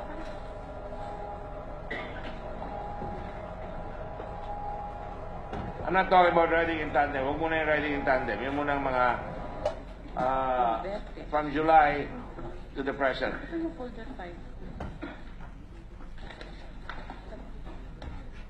I'm sure you have better figures, General, no? Than me, because you have figures in the PNP. And mine doesn't compare to yours. Mine is based on calling it from the national media. If I were the PNP chief, and I'm not, but if I were a mayor of Metro Manila, let's say Manila Police, and I want to protect my people, I would say, in the city of Manila, You have a police superintendent, Joel Coronel. Is that correct? Is he here? Yes, Your Honor. Oh, okay. Can you put him under oath? I want to advise you that I am not a McCarthyist. No? I'm not finding fault. I'm finding a solution to a problem. I don't even have to tell you that, but I want you to know that we will find a solution. Go ahead. Sir? Colonel, Superintendent Cornell. Sir? Can we do this for the police officers? Ha? For all the police officers? Isa-isayin natin. Pag tinawag na lang. Can you raise your right hand, sir? Do you solemnly swear to tell the truth, the whole truth, and nothing but the truth in this proceeding? Sit down. And you are the head of the Manila Police Department. Thank you. Please sit down. Thank you very much for coming, sir. Let me ask you, sa akin hong talaan, under police operations ang namatay sa Maynila, do you have yours? Meron ba kayo? Pakisabi niyo lang ako ilan sa inyo. For the city of Manila, sir, Opo. starts July 1 to October 5, a total of 200 suspects were neutralized by the Manila Police District in police operations, sir. Masakit pakinggan yung neutralize. I would say, baka sabihin military kayo. Were killed in the course of police Pwede operations. naman sabihin decaffeinated. Yes, sir. Alright. Just funny. Sa inyo, 200 lang? Yes, sir. As of October 1. 200, exact. Yes, sir. Yes, sir. Sa amin, 164. Sa police operations yan, ha? Yes, sir. In police operations. And DUI, ilan sa inyo? Sa amin, 40. Nakalat ng staff namin. Yes, sir. For police operations, sir, it's 54, Your Honor. 54. So mataas kayo. Ang grand total is 204 sa amin. Sa inyo, ilan ho? Grand total, sir, is 254, Your Honor. 254. 54. Yes, Your Honor. Ilan ho ang nahuli niyong pumapatay doon sa DUI na 50 sa inyo? Because siyempre, Yes. kung ako mayor, I take pride in trying to provide citizens peace and order to the point that pag may namatay, I am awakened at night. Kaya sanay ako mapuyat eh. Yes, Your Honor. Pag may nakawan, tinatawagan ako. Even in the Red Cross, pagka may nangailangan ng dugo, may lumindol, tinatawagan ako ng operation center namin. Para alam nila, nababantayan namin para hindi mamamaga yung problema. Ano po? Yes, Your Honor. I'm sure, I presume you're not the colonel kung hindi kayo magaling, no? So, hindi ba kayo nababagabag na ang namatay sa inyo ay about 200 sa police operations? Doon ba sa police operations nyo, lahat yun na-justify nyo? May iniimbestiga ba ang... Automatic i-imbestiga niya pag may namatay, di ba? Yes, sir. Our internal affairs service is investigating. Yun. Tatanong kita ngayon. Meron ka ba na-imbestiga doon? Miss Constantinople. Constantinople, Your Honor. Our DIAS, Your Honor, District Internal Affairs Service, is doing the investigation with respect to the MPD, Your Honor. Mm-hmm. If that is the case, meron ba kayong kinasuhan na ng murder? Meron o wala? Criminal case, Your Honor, administrative, Your Honor. Criminal case. Criminal case? As far as I'm concerned, we have not Wala. filed Okay. any criminal Good. case, Your Honor. Sa administrative, improper implementation of the rules of engagement. We have one, Your Honor. One, One with respect to the NCR. NCR. Yes, Your Honor. Bakit?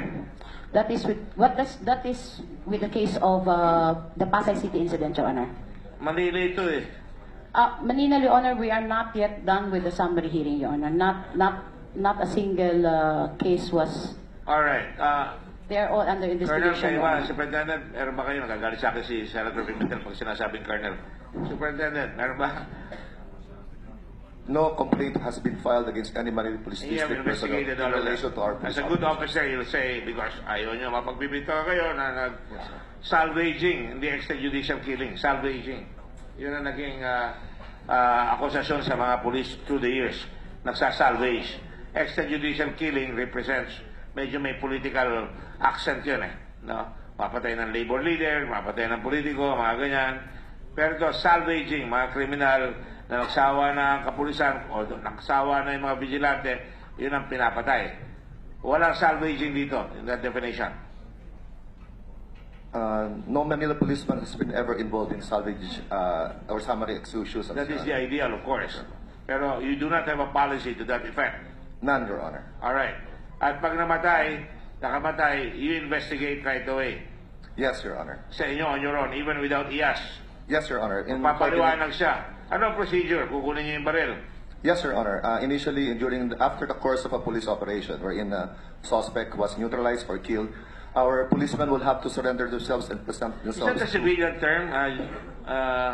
Let me ask General Albayalde, is that a civilian term, neutralized? Is that the term of police iba ginagamit or is that a military term?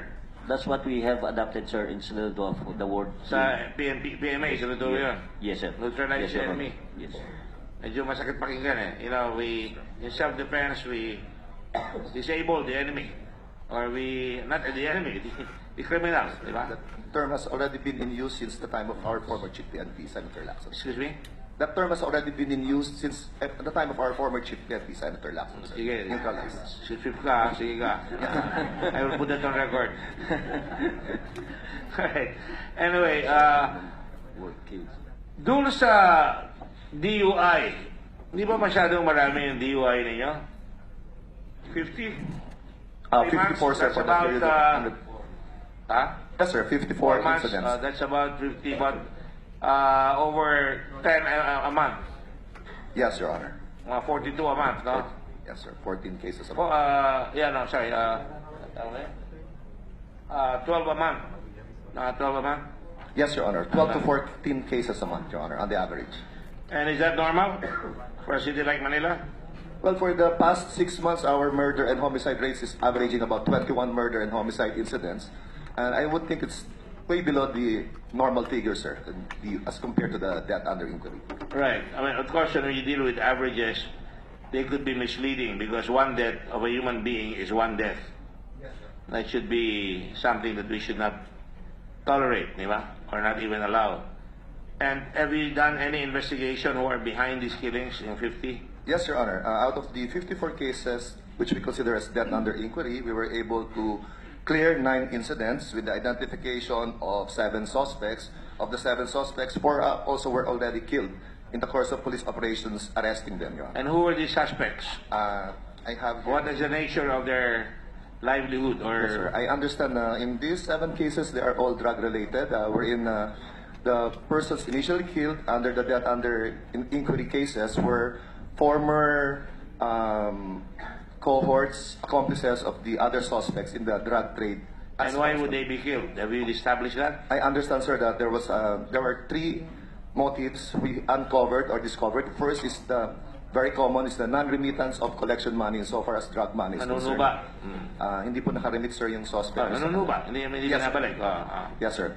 Another, sir, is when in rival groups or drug trade syndicates would take over the area of another suspect, particularly when arrests have been made by the police, a new group will take over the particular area, and there will be, I understand, conflict between these groups, and will result to killing among them. And number 3, sir, is what we're investigating now, the possibility of some policemen who are formerly involved in the illegal drug trade who are neutralizing or killing their former sources or A policeman.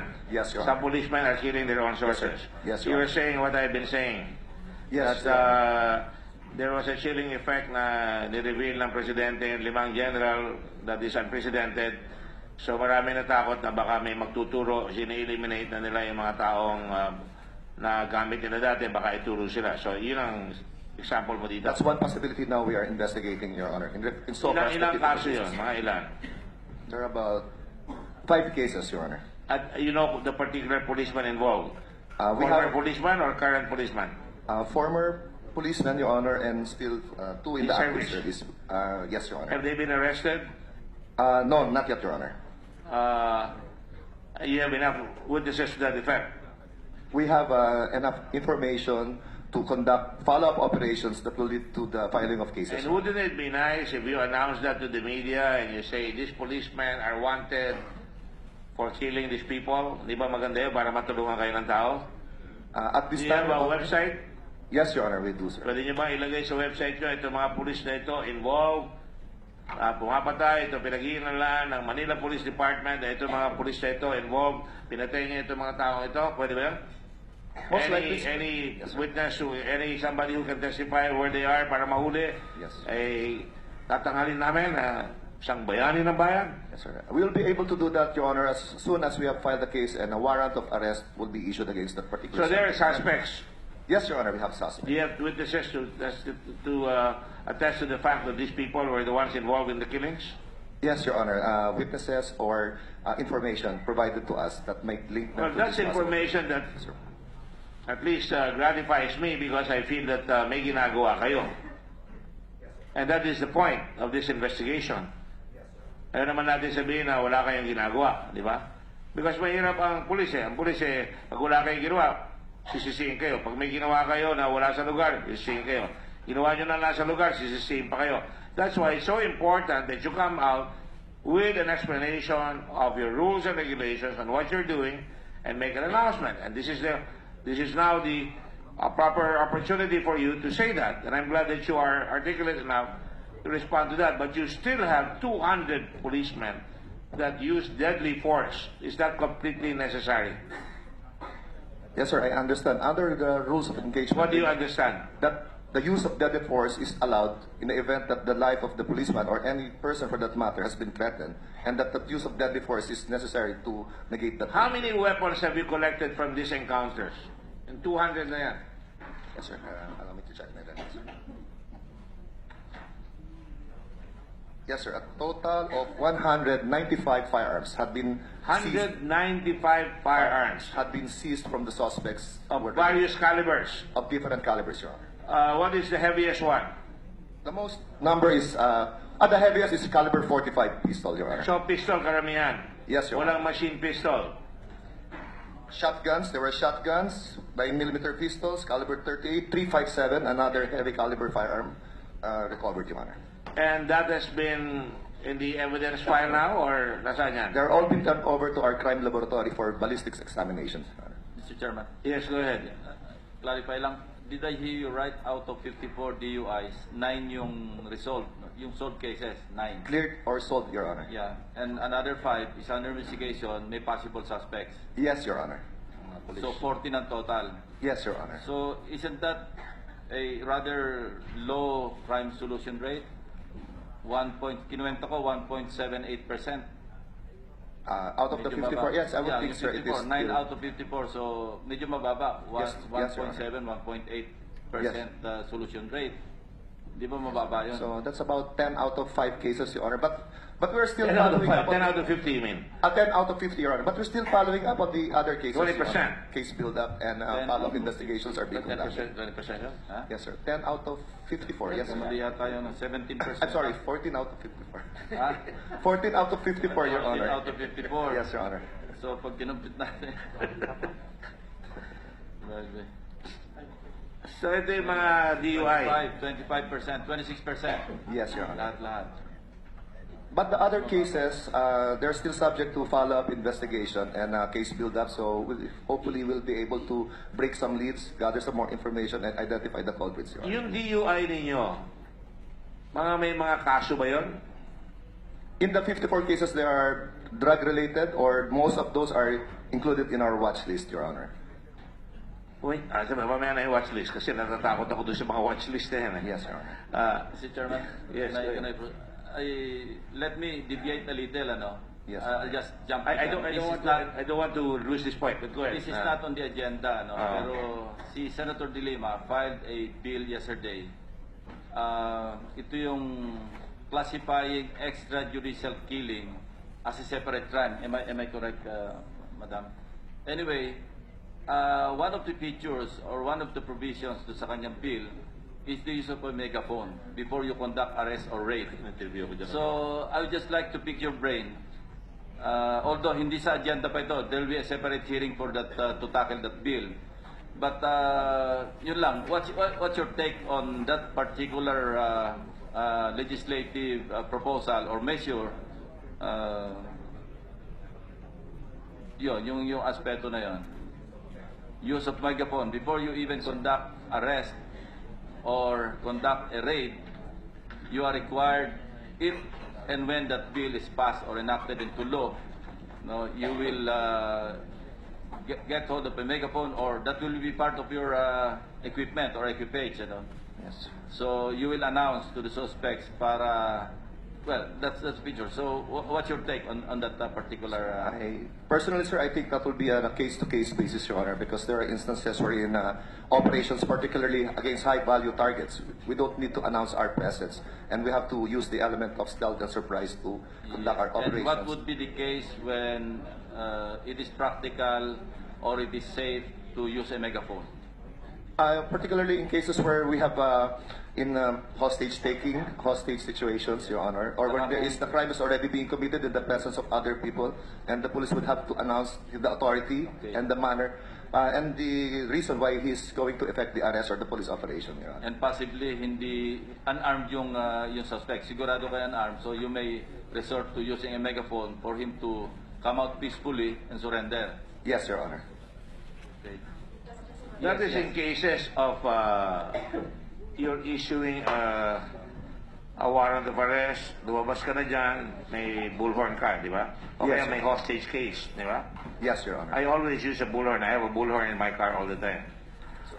For, you know, bad habit from my mayor days, and it's very effective actually. And even from a disaster point of view. Yes, sir. But having said that, can you get... Mr. Chair, just on the point about the use of megaphones, I'm glad that the resource person now has acknowledged that there are certain instances where the use of megaphone would be advisable. And may I point out, and you guys should know this is in your PNP operational guidelines, both in 2010 and 2013. The Philippine National Police operational procedures, both of 2010 and 2013.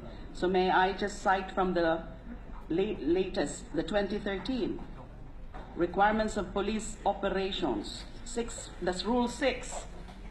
Then you have Rule 6.2, use of megaphones and similar instruments. During actual police intervention operations, the team leader shall use peaceful means, including the use of megaphones or any other similar instruments to warn or influence the offenders or suspects to stop and or peacefully give up. So we actually just base Yes, what is provided in my bill Yes, Madam Chair. on your own police operational guidelines, because I think this is standard in police intervention operations in many jurisdictions. But as you said, not all instances with the use of megaphone would be advisable. Yes, Your Honor. But this is part of your own operational guidelines. Thank you. Yes, ma'am. Sorry for debating, Mr. Chairman.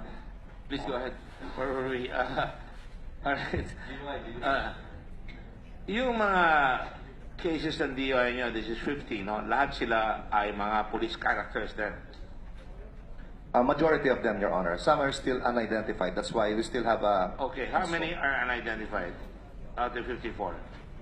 Unidentified, sir, is 5. 5. Yes, Your Honor. So that's about 10%. Yes, Your Honor. Roughly Alright. 10%. All right. And the rest are police may record. Yes, Your Honor. Criminals. Yes, Your Honor. All right.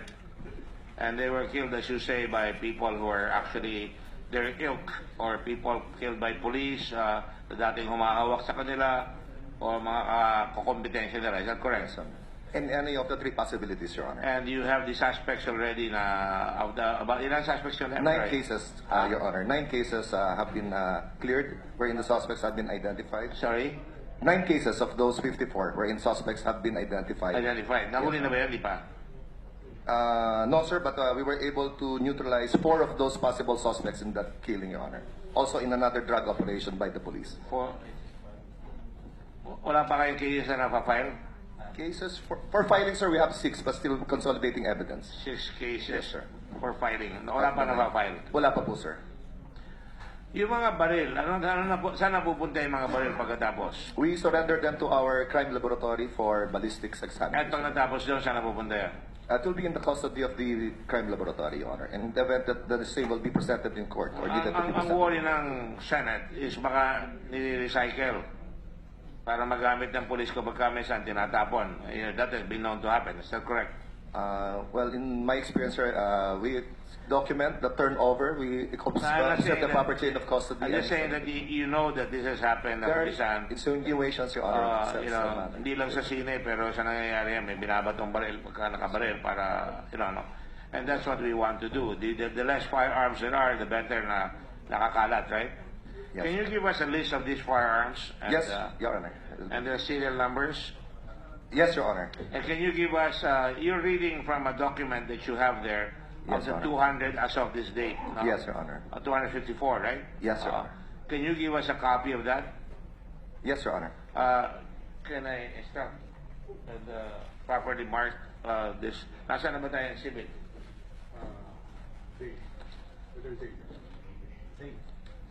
Z. Okay. All right. Now, normally, do you tell the mayor, Mayor, may binaril ngayong gabi dito ngayon, at that particular time? Yes, sir. We submit a regular report of our operations on a daily journal, sir, submitted to the city hall. Daily journal. For the information of the city government. Your Honor. Would that help if the mayor was told, may barilan ko ngayon, may namatay dito? For example, in my area, in the Red Cross compound in Port Area, ko-complain na ako ngayon dito. Yes, Your Honor. Ilang beses na nagbabarilan doon, 3-4 na namatay ata doon. Yes, Your Honor. You're familiar with that place? Yes, Your Honor. In fact, may umaakit doon sa mga kuryente ng Red Cross at meron pang lineman ng Meralco, binaril, patay. Yes, Your Honor. You're aware of that? Yes, Your Honor. It was brought to my attention, Your Honor. And when it went to your attention, did you catch anybody who killed that lineman? Yes, Your Honor. If I may be allowed to check my records. Please do that. In fact, last Friday, based on the information provided by my regional director as given by the Honorable Senator, we conducted operations at the vicinity of Red Cross area, Your Honor.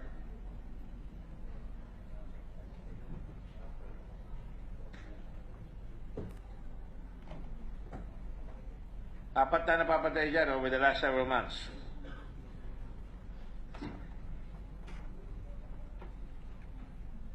Wherein an operation was conducted by the Manila Police District resulting to the neutralization of a suspected robbery hold-up person. Also, a person was killed and the recovery of a 38 caliber pistol in his possession. Alright, I will, Yes, sir. I don't want to put that in my vocabulary, but anyways, Yes, it's sir. what they call practice. Not to, Yes, Your Honor. so, robbery suspect siya lumalabas. Yes, sir. Your Honor. And he was the one who We believe eliminated or killed this, Last Friday, Your Honor. yun, ha? Yes, Your Honor. Okay. Great. That's good to know. Nahuli niyo na yung nagpapatay doon. Have you ever conducted a raid, for example, in layers like that where they would have drugs? Normally, may mga drugs dyan, di ba?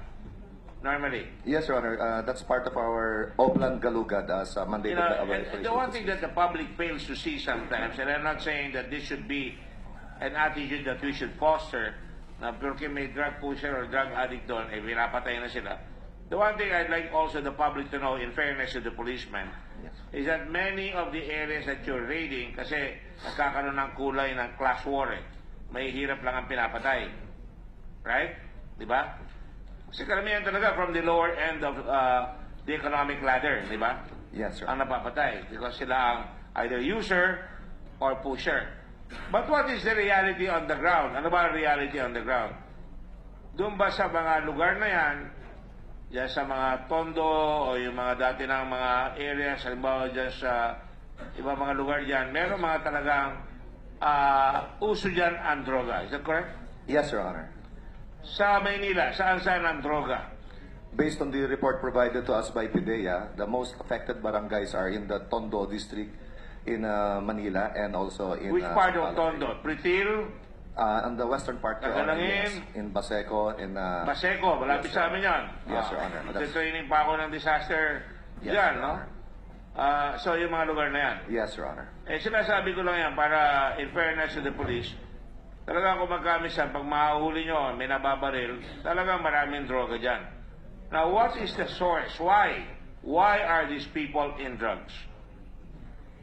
Wala naman pera eh. Bibili pa na. Magkano yung shabu ngayon? Mahal na siguro, no? Yes, Your Honor. I think based by PDEA estimate it will amount to 5,000 per gram. 5,000. 5 to 10,000 per gram. And before these incidents occurred, magkano dati ang drugs? Ang droga? Mga General, 1,000 to 3,000 per gram, Your Honor. so tumaas ng almost 40%. Yes. That's the based on the reports we received, Your Honor. Sabi nga, 25,000. Sabi ng isang dyaryo eh. 30,000 pa nga nabasa ko eh. Your Honor, Hindi ka naman gumagamit kaya hindi ka namimili. had gone up before the Duterte administration. The price of shabu ranges from 1,200 to 13,000 depending on the place 1,200, to 13,000, Your Honor. 1 gram? Great. Yes, Your Honor. 1,300 to 13,000 pesos per gram, Your Honor. Ganun kamahal. Yes, Your Honor. And then the most recent reports that we received from our field office, it now ranges from 1,200 to 25,000, Your Honor, depending on the place. So if you get the average, that will be the price of shabu has doubled. I go back to my question. Bakit maraming drugs dyan sa lugar na yan kung wala pera? Sila nabibilihan, ganun ba? I understand that most of the members of the distribution network of drug syndicates come from those areas, Your Honor. So But what's their market? the markets will be coming also from the city The of neighborhood? Yes, Your Honor. From the Kung neighborhood. walang pera yung mga tao doon, ba't namimili sila? Saan sila kumukuha ng pera? Precisely why we are correlating the incidents of robbery and theft incidents to drug abuse. And and I'm drug just trying trafficking, Your to let you explain to the public Honor. Yes, Your Honor. kung sila nagdodroga, ang masama sa droga, kung walang pera, namimili sila ng droga, Yes, sir. nanganganak ng crime. Yes, Your Honor. That is our analysis for the And past. usually yung crime will be robberies And theft, Your Honor. So kung maraming droga, maraming robberies and theft. Maraming nangaagaw ng cellphone. Yes, Your Honor. Maraming nanunutok ng kutsilyo sa jeep. Yes, Your Honor. So yun ba talaga ang experience nyo? Well, for the past 3 months, our records show that there is a Yes, marked please go ahead. decline or decrease in the number of And robbery that's and the theft reason cases. why there's a 49% decrease, no, Yes, in Your Honor. crimes against property Yes, Your and Honor. even crime against persons. Di ba? Yes, Your Honor. So because you are now able to stem the flow, and because it has become expensive, less people are using it, would that be fair? Or would have probably transferred to other areas wherein the anti-drug criminality campaign is not as harsh or as So kung aggressive. maluwag, let's just say sa ibang lugar, katulad, let's say sa, somebody please operate that, because I only got the top 10 here. And to me, yung trend natin halos pareho, mataas lang kayo eh. Meron mga lugar na zero, namamatay eh. Somebody operating this? Ayan, may zero, ayan, ano. Copies, zero. Baka tamad daw yung provincial director. Ayan, Bukidnon, zero. Ayan, wala si Mayor Subiri, no? Senator Subiri. Copies, zero. Northern Samar, zero. Di ba si Jaguar dyan nag-ooperate? Cebu. Espinosa. I'm sorry, Espinosa. Or Region 8, Your Honor. Pero kasosyo niya dati si Espinosa, di ba? I'm not privileged to that information. I don't know. And then, sa Sulu, zero. Naniniwala ka ba doon? Yan na lang. Patay niya. Naniniwala ba kayo? I mean, to me, either hindi nag-ooperate yung police ninyo na nakakahuli sila o may there is I don't know if it's a fair comment I here. have may I interject, Mr. Chairman? Go ahead.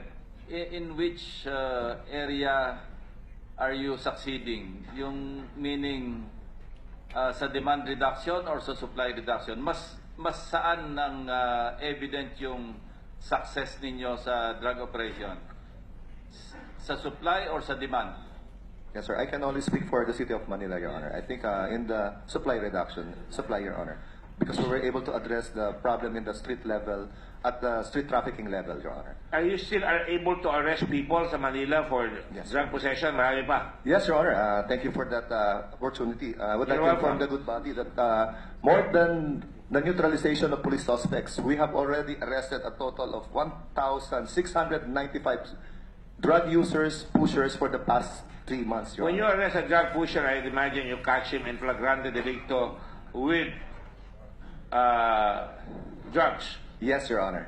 with shabu. Yes, Your Honor. In the act of using the drugs, particularly in drug dens, we have raided and then resulted in the arrest of the suspects, Your Honor. Oh, Yes, Your Honor. There all been cases have been filed in court. pero araw-araw, marami pa o tumataas pa o bumaba na? On the average, sir, ma'am, every day, sir, mga about 25 arrests to 30 arrests every day. So marami pa rin. Marami pa rin po, sir. And they're all, do you have a crime map, I suppose? Yes, Your Honor, we do, sir. Can you present us a crime map? Saan ang crime map sa pinakamaraming drugs sa, say, sa Manila is number 1 eh. Dami napatay. Dami napatay Yes, Your dito. Honor. I don't have it right now, Your Honor, but I understand 92% of the City of Manila is affected by the use of illegal drugs. 92% of Manila is Barangays, affected by barangays. drugs. And how Yes, many, Your Honor. have you made a dent on that? I understand, Your Honor, through our efforts and with the support of the local government, we'll be able to clear few barangays for the past 3 months. I think about 120 barangays. Let me ask you a question now. Do you see a higher incidence now of resistance with firearms by the pushers?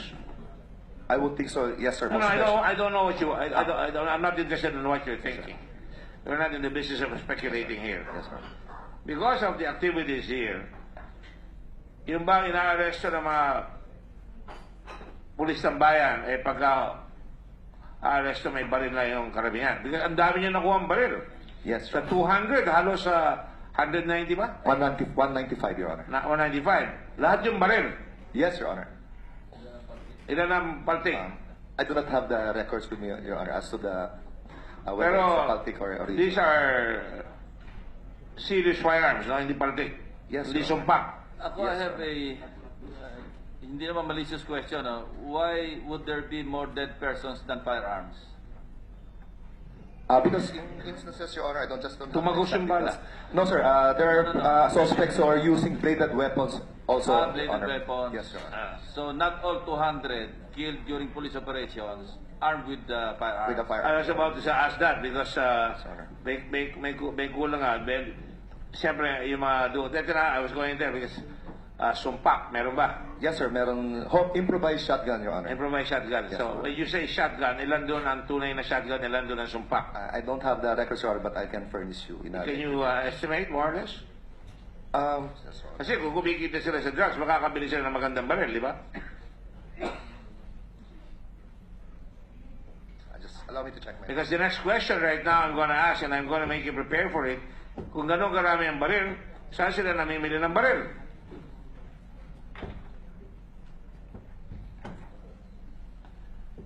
Is that fair? Yes, Your Honor. Kung may baril sila, may bibili ng baril. Dahil maraming pera, may baril. Hanggang nga sa loob ng Muntinlupa, nakakakuha ng baril eh. Dami pa.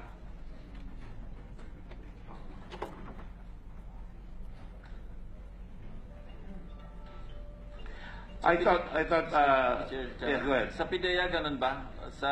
Kasi Manila yun eh. Yung sa demand reduction and supply reduction, saang field kayo mas nagsasucceed? On a nationwide scale.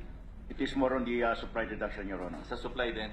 Supply. So, Anong na-interdict. percentage sa ano yan? Yung success rate nyo, yung effect sa supply reduction, saka sa demand reduction, more or less, paano nyo mako-compare?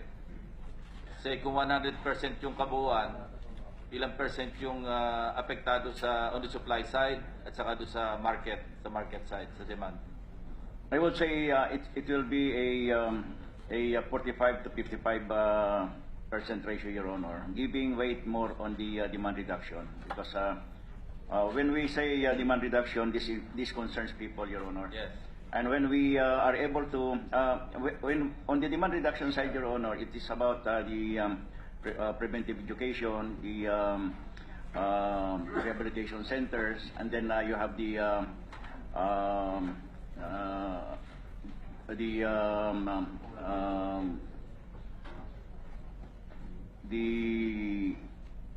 organization, mobilization, and getting the people involved in this fight against drugs. And when we have that situation, this is then when we have the people awakened and get involved in this fight against drugs, then we will have a better chance.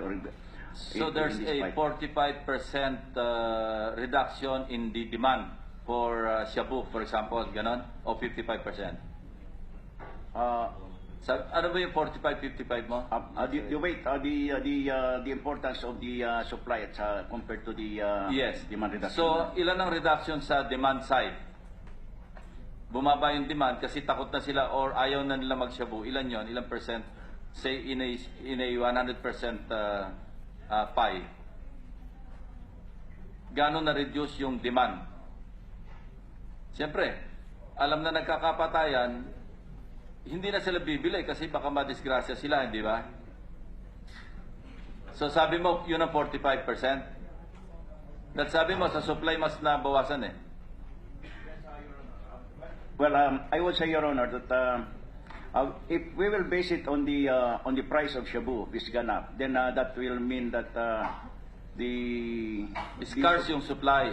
Yes. If we go by yung the law of supply and demand, no, hindi ko rin ma-explain ito eh. Kasi kung marami nang umaayaw, ayaw na maggumamit, bababa yung demand. Kung mababa ang demand, bakit tataas yung presyo? Eh wala nga nagde-demand. So, bababa dapat ang presyo, di ba? But of course, there's the other approach, ano? Kasi two-pronged ito. Kung kokonti na yung supply, kasi nga ayaw na mag-manufacture, wala nang pumapasok ng mga precursors, etc., etc. Scarce ngayon yung supply, tataas yung presyo. Pero dahil mababa naman yung demand, bakit sobrang taas? Umabot na ng ilan? 25,000 na per gram ang sa high-end. Yeah. So how would you explain that if we analyze it on the basis of the law of supply and demand?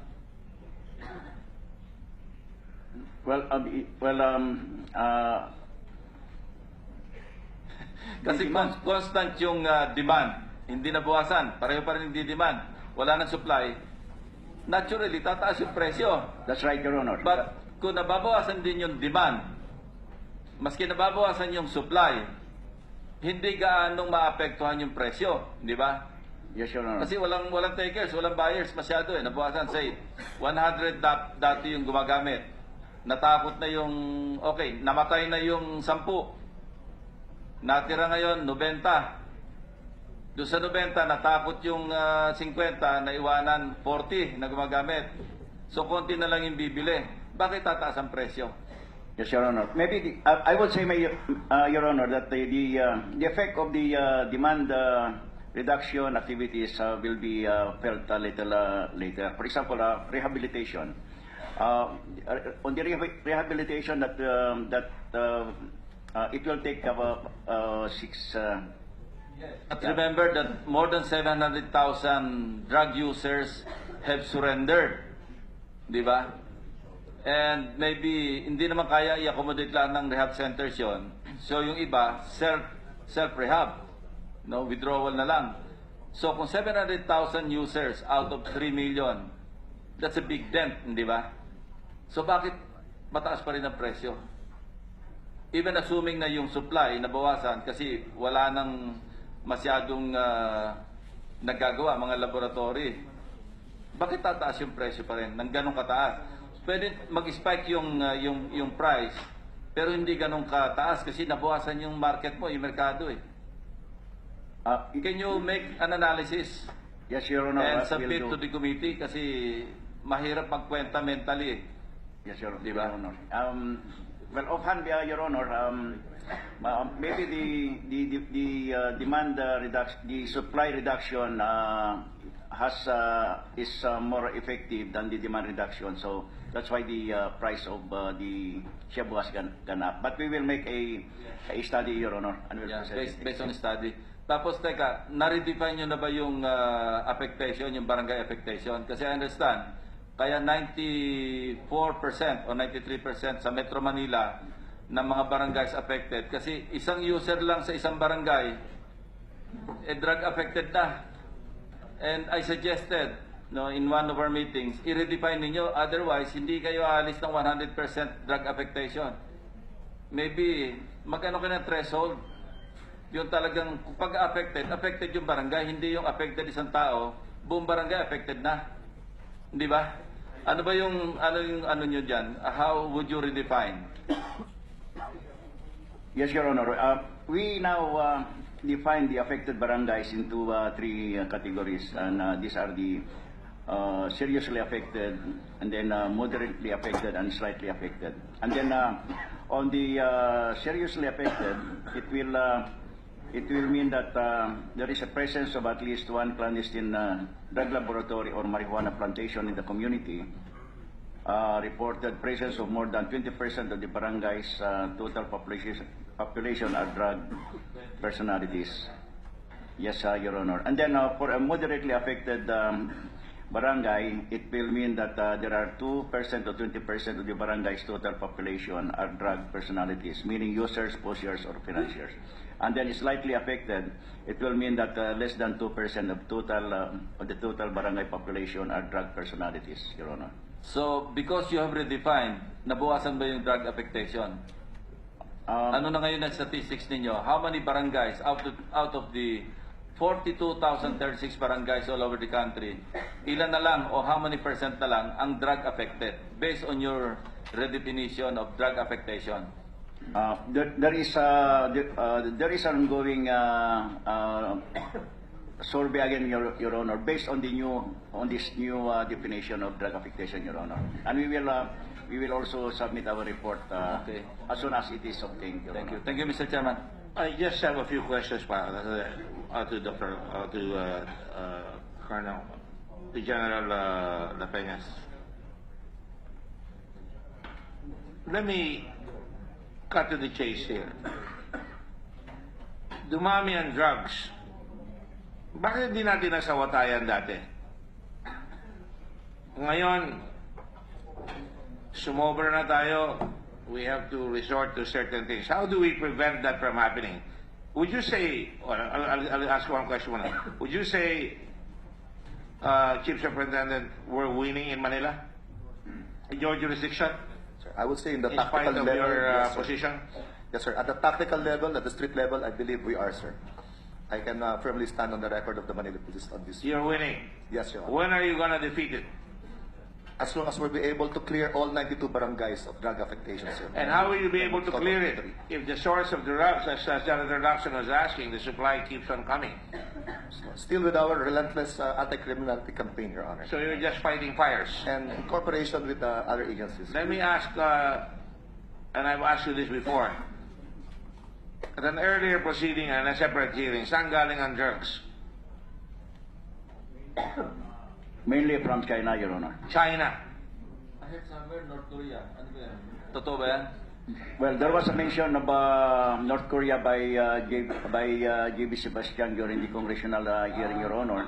Yeah, but as far as our record is concerned, we did not have that information. Do you think the government is doing enough to stop the flow of drugs from China? I would say yes, Your Honor. No, don't worry about President Duterte. We are. Because I know that meron siyang laro with China. What I want to know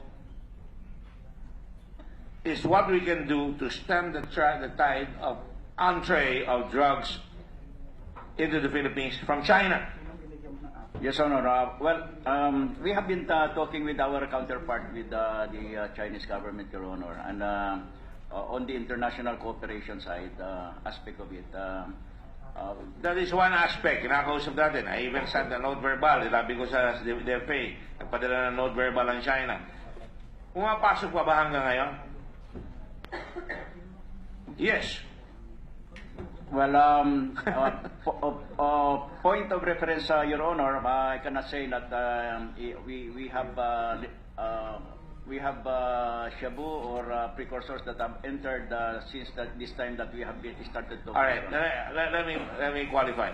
Ilan ang shabu, ilan ang other drugs? 90% ba shabu? Yes, Your Honor. That's Are you Your sure? Honor. Yeah, that's the drug of choice. Ano Your susunod Honor. sa shabu? It's marijuana, Your Honor. Marijuana. Ilan ang marijuana? Of the 100%, 90% kamo shabu, ilan ang marijuana? The other day, sige, go ahead. We'll just look into our records, Your Honor. See, while you're looking at your records, I know you can do two things at the same time. Yes, Your Honor. The other day, pumasok isang Chinese, Brazilian ba isa? Ang galing sa Brazil? Tatlo na huli ninyo. Nagpapasok ng cocaine at saka ecstasy ba yan? Yes, Your Honor. That's Anong one, nationality po yun? To Chinese Hong Kong, Your Honor. From Hong Kong. Yes, Your Honor. And Russian. Isang Russian, tama, Yes, Russian, Russian, tama, Your Honor. Russian at saka dalawang Hong Kong. Hong Kong Chinese. Yes, So sa baka tuloy-tuloy pa yung pasok ng drugs hanggang ngayon. Yes, sir. Yes, Your Honor. These are the true couriers, but not the bulk. Maybe I've done a poor job at it, but I was asking the good chief superintendent a while ago. I talked about the economic situation in these areas by hirap, ano? And then the other one, so economics should be solved by if you think chief superintendent, if people had jobs, they will still resort to drugs? I understand that's also one of the issues that we need to... No, answer my question. Yes, or yes, no? Your Honor. Yes, I understand if they are... I'm not quite sure because in America, mas marami nagda-drugs, mga mayayaman. Yes, Your Honor. Thus, most of the arrests we have made, they claim that they're into drug trafficking because they cannot support or sustain... That's correct. But so, kung may trabaho yung mga tao doon, I'm looking at the solutions in the long run because it started like this because walang trabaho. Ngayon, sumobra na, hindi nyo masawata dati, hindi masawata ng mga magulang. Eh, sumobra na ngayon, nagpapatayan na tayo, and we don't want to go there. If we don't stop the drugs in China, tutuloy pa rin yan, and we cannot just be forever killing and killing and killing, correct? Is killing sustainable, Chief Superintendent? Your Honor. No. It has to What stop are your at one point. solutions? At present, we'll be able to implement comprehensive anti-drug... Stop the drugs coming in. not just enforcement, but also other... I worry, and this is my next question. And this is all planned, no, na meron tayong nahuling factory na ginagawa. Nausog pa yung governor ng Pampanga. Paano nakapasok yun? Ganyan ganon. Ang laki-laki ng pabrika. 100 kilos a day ba yan? Director General? Yes, Your Honor. Per production cycle, it can produce 100. Pero hindi pa sila nakapagsimula, di ba? Not yet, Your Honor. But Pero- it's ready. It's just waiting for the precursor. Sa madaling sabi, ang China, pumapasok dito, nadadala sila, ang nasa Chinese-sponsored, makaramihan nila, nagpapasok silang ganyan. Paano nakakalusot yan? Because kung nakalusot yan, ganyan rin ang nangyari, bago nangyari itong malalang problema natin, na pabaya tayo. Pabaya tayo eh. Pasok ng pasok, una, konti, uy, maganda magpasok dito. Ha? Maluwag sila sa kanilang airport. Oh, pumasok na tayo ng pabrika ngayon. Eh, lumala na nga ng lumala. So, kaya popular yung position ng presidente na kahit na hindi siya nagpapatay, siguro hindi naman siya nagpapatay, no? Sabi nga, bawasan yung ingay. Eh, popular sa tao na, napapatay yung mga drugs. Eh, kinakatakot ko, baka pati mga bata, pati mga kwan, sabihin, lahat ng solusyon, patay. We don't want that. So, paano natin titigilin ang drugs sa ekonomiya? Pwede tayong lumaban dyan ng konti. Pag re-rehabilitate ka, kaya napapasok pa din ang drugs, may will be in the business of rehabilitation na lang forever. So you have to stop the flow of drugs from these countries. Is that correct? Yes, Your Honor. So you have to tighten our doors, our airports. Border Do you have control. faith in our airports? Saan galing mainly? Sa Manila International Airport ba? Well, we have several ports, Your Honors, which has to be checked. Should be. Sa inyong experience po, historically, saan po pumapasok ang drugs? Manila International Airport, sa Clark, sa Subic, sa Cebu, saan po? Yun muna ang patayin natin, yung gripo. Yes.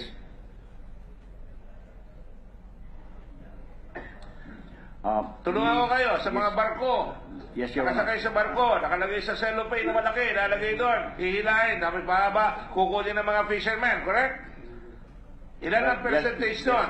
That's one modus, Your Honor. But the bulk shipment comes in through our seaports, Your Honor, and the precursors, chemicals, and then the smaller quantities are through the seaports. And of course, we have a very long coastline, and they can just what they do is what you are saying, Your Honor. When you say precursors, yung ingredients Yes, Your Honor. to make the shabu. Yes, Your So Honor. talaga nagluluto dito sa bayan natin. Yes, Your Honor. E di harapin natin yung kitchen para matigil yung pagluluto. Yes, Your Honor. That's what we are doing. Eh nakahuli kayo. Ang tanong ko sa inyo ngayon, ito talaga original question yan eh. Nahuli niyo yung malaki. And several others, Your Honor. Several others. Very good. Sino may-ari nun? Well, Karayan. Sino may-ari? Karayan ba? mostly. Sagutin niyo muna po ako. Arayan. Yes, Your Honor. Identify na ba ninyo? Yes, Your Honor. We Sino are- po? Mr. Chua. One Mr. Chua. was Chinese identified. national. Chinese, yes, Your Honor. Nasaan po yun? He's under custody. Oo, nahuli. Nahuli yung isa, Your Honor. There were 5 Chinese then. 4 nakawala. And then may isang nahuli, Your Honor. Aba, hindi alam ng publiko yan. Paano nakawala yung iba? Nung pa-approach kasi yung team, inspecting team, Your Honor, nagtakbuhan na sila and then we were... Pero dapat mabilis kayo kay Joseph Chua. Kung nahuli si Joseph Chua, sino yung kasama mo? Dapat naka-alarma na yan doon sa airport, di ba? Lalabas Mr. ng mga ito. Yes. Hindi kayo gumamit ng megaphone.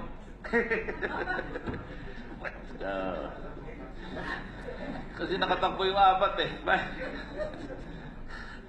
Anyway, Mr. Chairman, you know, we've been badgering you with all these questions, and Senator Pacquiao has not asked his questions yet.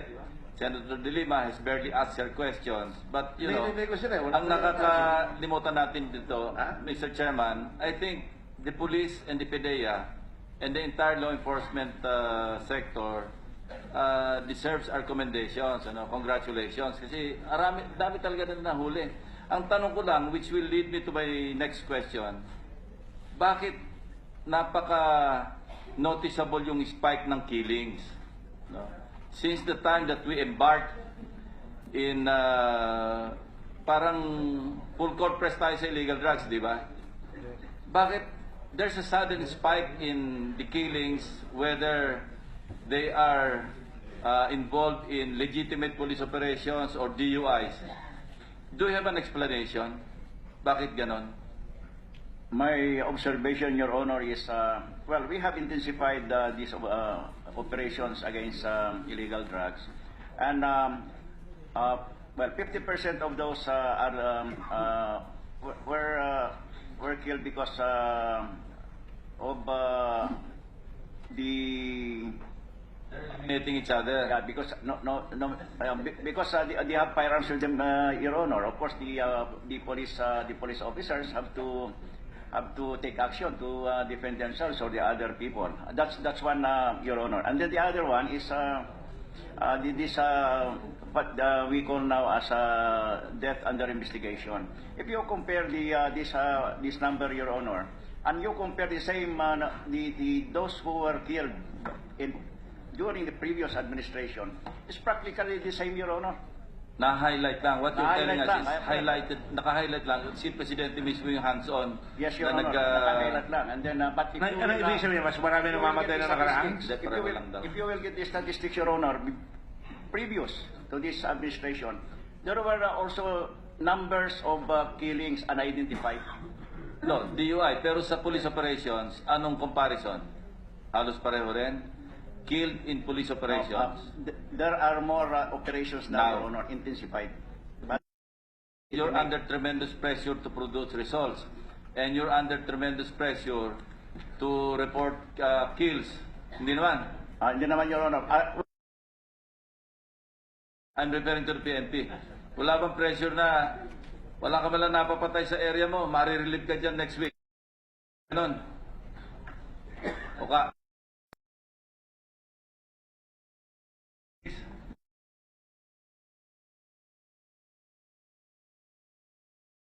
To the police PNP.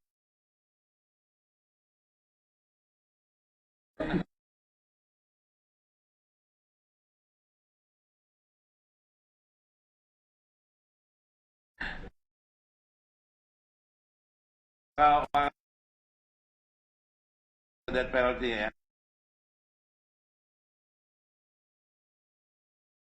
Thank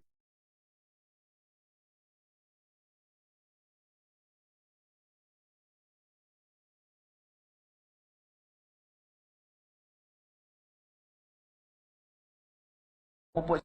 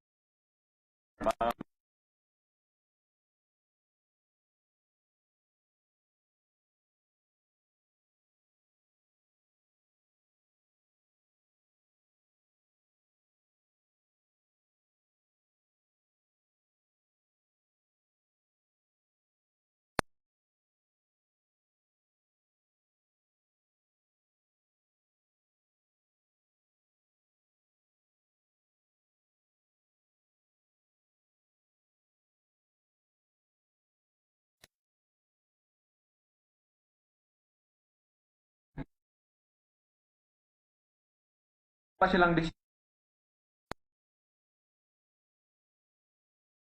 sintensya nila na hindi pa na ano, That's it, Your Honor. hindi pa natapos. So gusto kong malaman ito.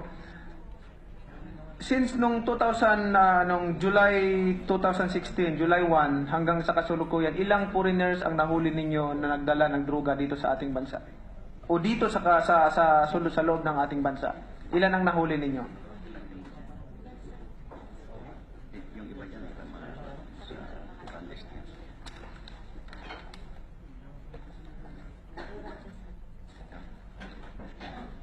Your Honor, we need to check to segregate those who were caught bringing in and those who Excuse were me, caught Director General, can you clandestine. come to the microphone a little closer? Ilapit mo yung, pakilapit lang po sa microphone. Lapit ka lang ho yung microphone sa harap niya. Okay. Yes, Your Honor. Your Honor, if we would like to request permission to have time to segregate these foreign nationals because we have two categories. Those who Wala kang record niyan? we have record, Your Honor, pero I don't have it with me right now. But it Ilan is- ho ang ballpark figure? It's 29, Your Honor, since July. 29 foreign nationals. Since January, but I think, Mr. Chairman, sa July July. 1st hanggang sa kasalukuyan, kung ilan na yung ilan nang nahuling mga foreigners. Yes, that's 29, Your Honor. Since I mean now July. July 1 Yes, Your Honor. o July 1. 29. 29. 29. Pero, excuse me, 29 from July to the present. Yes, Your Honor. I think what we both want to know, Senator Pacquiao and I, is ano ang karakter ng mga nagpapasok ng droga dito at napapatay niyo mga foreigner o nahuhuli niyo mga foreigner at saka ng local. Ano ang percentage? Well, we have... I want to know kung Yes, Your Honor. gaano katindi ang foreign element dito. Well, most of these foreign nationals were caught alive, Your Honor, except one, yung kay Mikutan, who was killed in a shootout in Valenzuela. And these foreigners... That is from July. July lang yan. Yes, Your Honor. Pero sa kabuuan, sa inyong experience, sa record ng PIDEA, gaano kalaki ho ang pasok ng foreign element dito? Sapagkat sa ibang bansa, ang pampunto namin ni Senator Pacquiao, pag pumasok ka, nahulihan ka ng ilang gramo sa airport, bitay ka. Yes, Your Honor. Ilan ho ang pumapasok dito? Tama ba yun, Senator Pacquiao?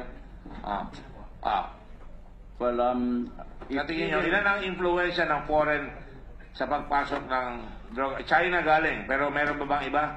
Nigerians? Yes, Your Honor. We have Nigerians. We have also Koreans, Americans also, Your Honor. But most of them are Chinese. These are those who were caught in the Shabu laboratories, Your Honor. So, ilan ang Chinese ho? Mga 90%?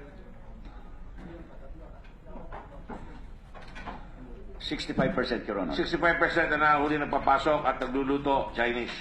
Yes, Your Honor. Ilan ho nakakulong na Chinese doon sa droga? Para malaman lang namin. Patapos ako pagtapos na. Well, all of these are in custody, Your Honor. Ilan nga ho yan?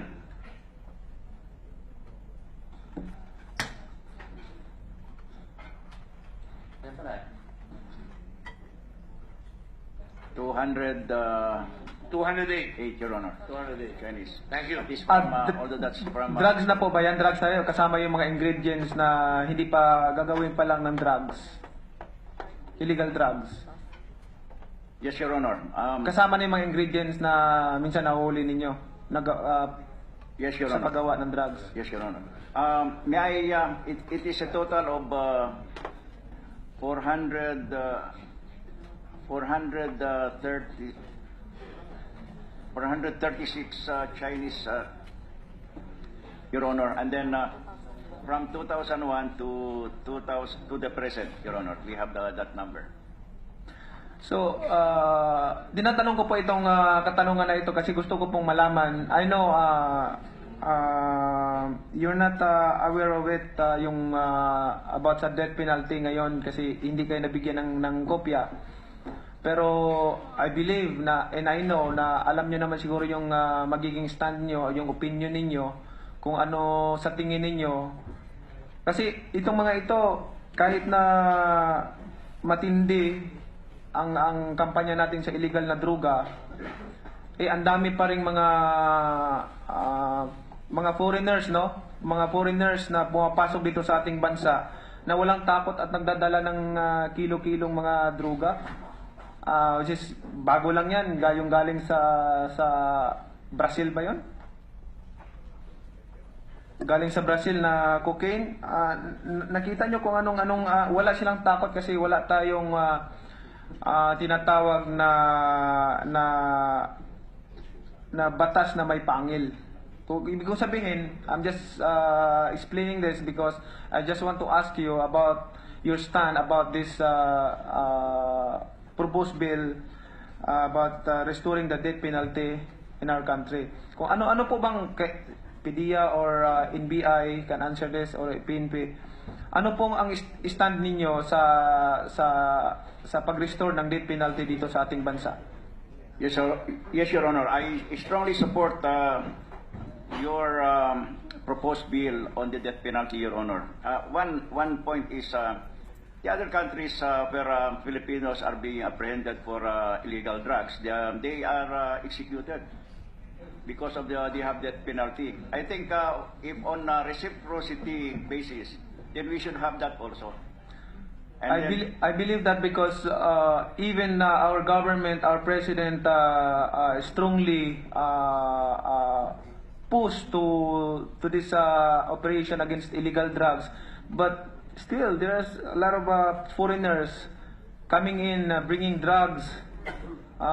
So we need to have I think a law that can comprehend or can stop them to bring illegal drugs in our country. lalo itong mga kasakaramihan na babalitaan natin sa China nang gagaling yung mga droga. So, ayaw kong isipin na parang kung sa Bisaya pa, murag nakamino sila sa tuwa ba? Murag nakamino sila sa tong bansa ba? Parang kung sa Tagalog pa, parang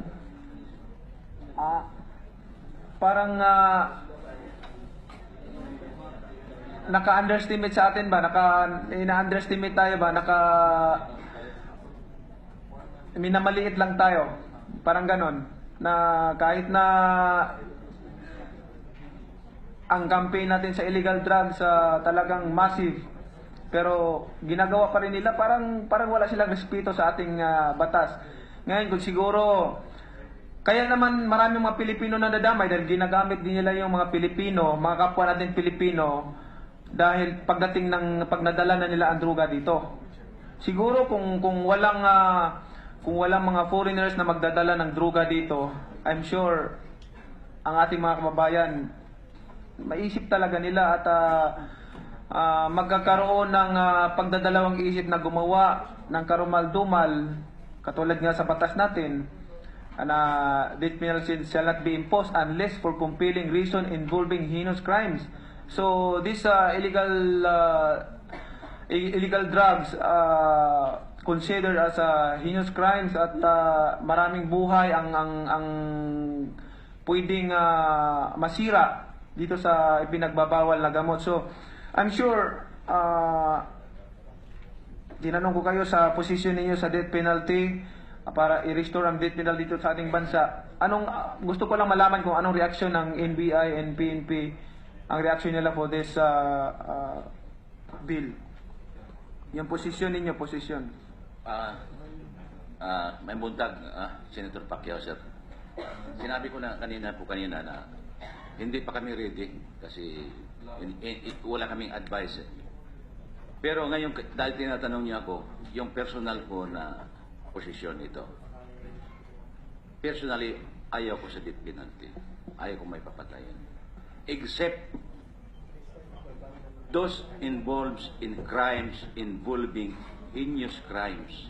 Yung sinasabi niyo, sir, na yung krimen na kasuklam-suklam na krimen. Those crimes yung... I just want to explain to you, I'm a Christian. Okay? I'm a Christian. And before I'm pro-life, I'm strongly opposed the death penalty in our country. Because I believe that death penalty is not, parang hindi makatarungan. No? Hindi siya makatarungan at walang pero when I read the Bible, read the Constitution, sa Constitution natin, never na inalis ang death penalty. Death penalty was never abolished in our Constitution. And also, siyempre, sa paniniwala ko sa Panginoon, sa paniniwala natin sa Panginoon, binasa ko ang Bible. The Bible says, even the Old Testament, you can see death penalty there. In the New Testament, it also said that whoever rebel against the authority, rebelling against what God instituted. So if you don't want to be punished by the authority using the sword, then gumawa ka ng mabuti. So yun yung ano ko sa New Testament, although the death penalty does not denounce but assume the right of the nation to use it. And we are talking about the law of the nation. We are not talking individually. If we are talking individually, death penalty is not allowed because we cannot judge our neighbor, our brothers and sisters. That's what I believe. But we are talking about the law of the land, which is the authority. And the Bible says, whoever rebelling against the authority is rebelling what God has instituted. So that's my stand. That's why I'm explaining this restoring the death penalty in our country, because this is reasonable. This is can help to solve this problem against illegal drugs, and that's what I believe. I hope you will review and read the bill, and next hearing you can make your comment position.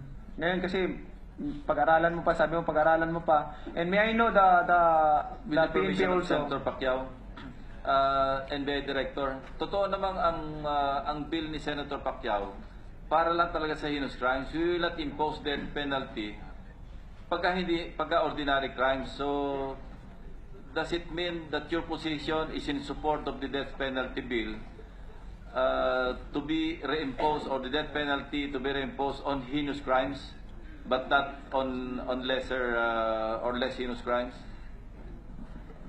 I was speaking, sir, of for heinous crimes. Hindi naman tayo mag-i-impose ng death penalty sa hindi heinous crimes eh. Yun naman ang features ng bill ni Senator Pacquiao. Itong bill na ito is for heinous crimes lang. Especially yung drugs. Ito drugs lang ito, yung itong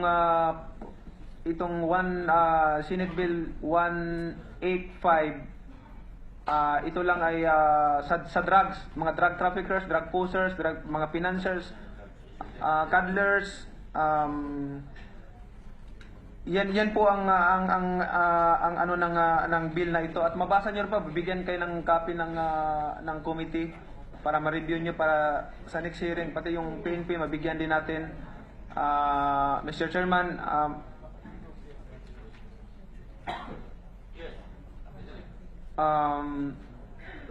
Senator Pacquiao, sir. can we request We to will give them submit a our copy position for this bill? We can give a copy for them for this bill. The chair requests and directs the COMSEC to provide a copy of the bill of Senator Pacquiao.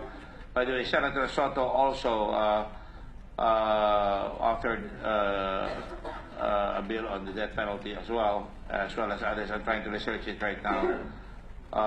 The reason why we put this up, the bill of Senator Pacquiao, was because I thought it was related really to extrajudicial killing. That if there was an alternative para hindi natutukso tayo na makamatay ng tao, let the state do it by way of restoring the death penalty for drugs.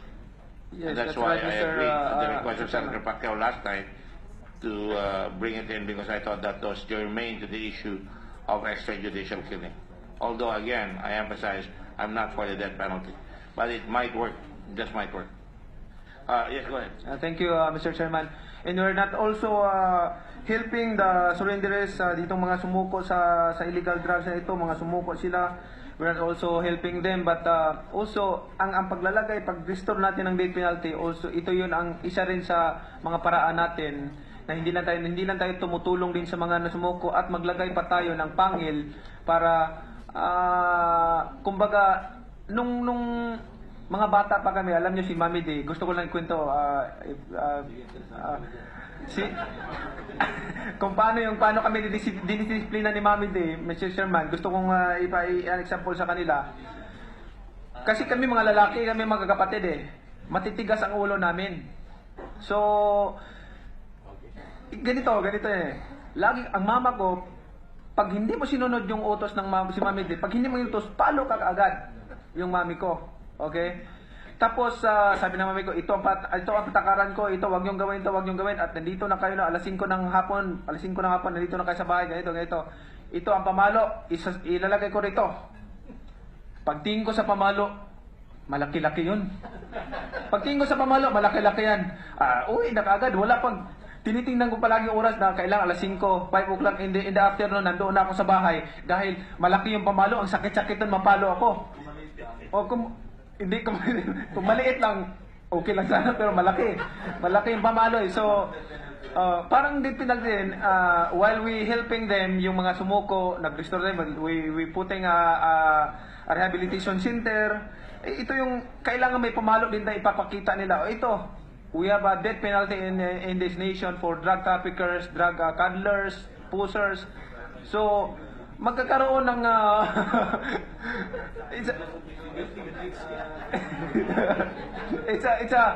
it's a big example sa buhay ko, Mr. Chairman. But anyway, I'm just explaining the reason why I'm restoring. Konti na lang, the malapit penalty na in ako our country. makumbinsi sa death penalty. Okay.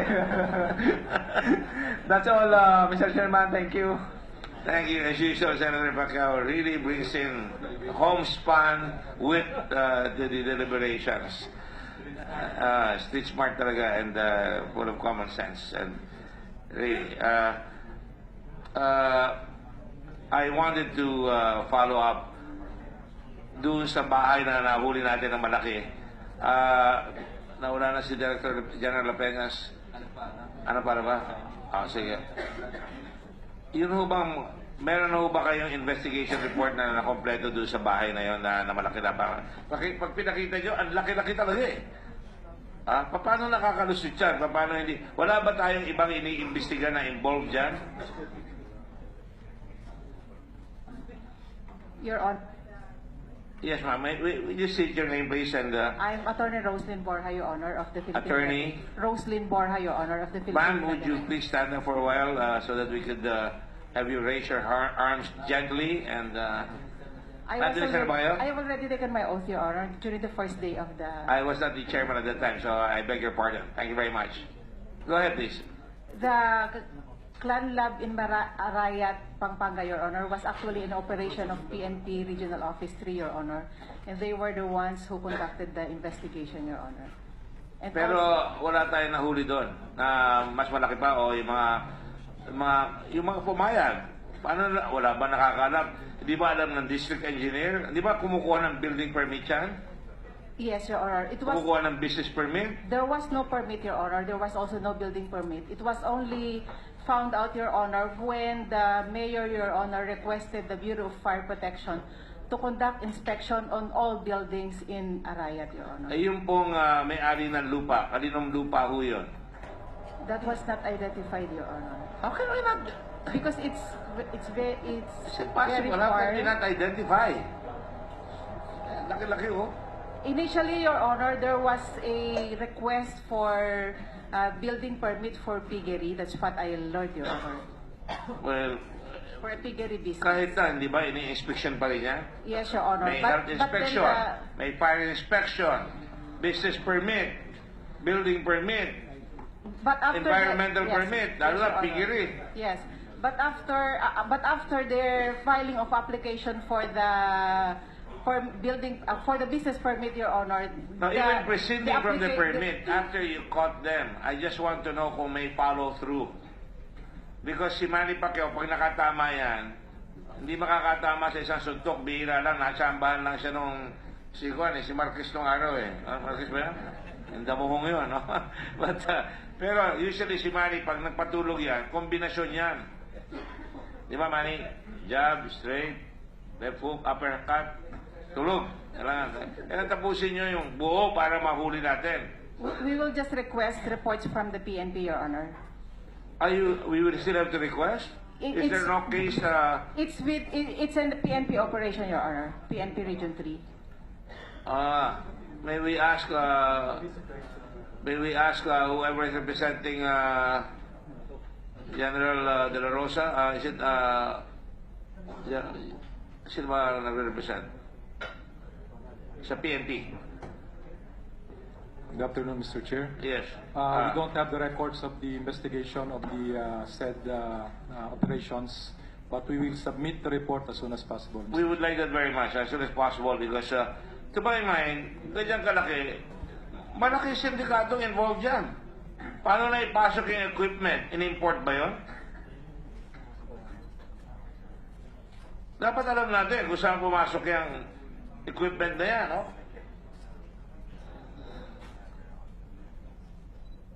Is there any further investigation? Ganda na ng latang dito rito. Impressed na kami. Impressed na si Senator Lacson. Ako malapit na ma-impress. Can we have a total report here? Because it's all correlated connected with what we're trying to do here. Especially for the committee of Senator Lacson na dapat malaman ano ang total report nito, sino involved, sino nagpasok ng equipment, kaninong truck ang dinala dyan, sino ang mga karpinterong ginamit dyan. I'm sure when you conduct an investigation, malalaman natin lahat yan. Hindi ba? Yes, Mr. Chair. We will submit the report as soon as possible, Mr. Chair. Yes, okay, thank you. May we also get a recommendation from you on what else this committee can do by way of, I think I know what to do in terms of China, in terms of getting the Foreign Office as well as law enforcement authorities to really show us a robust intervention para matigil yan, no? But also we need the Coast Guard to really tighten up. We're getting more ships, I understand, on how these goods are coming in. All this is connected to the fact that kung mamamagayan, dadami na naman yung sinasabing patayan na yan, no? So, yun ang gusto natin malaman. By the way, I'd like to thank the Chief Superintendent. Can you please just give us the records? And I commend you for your very upright, very commanding, very direct answers to the question. You might want to teach the IAS representative to talk like you. All right, can we have...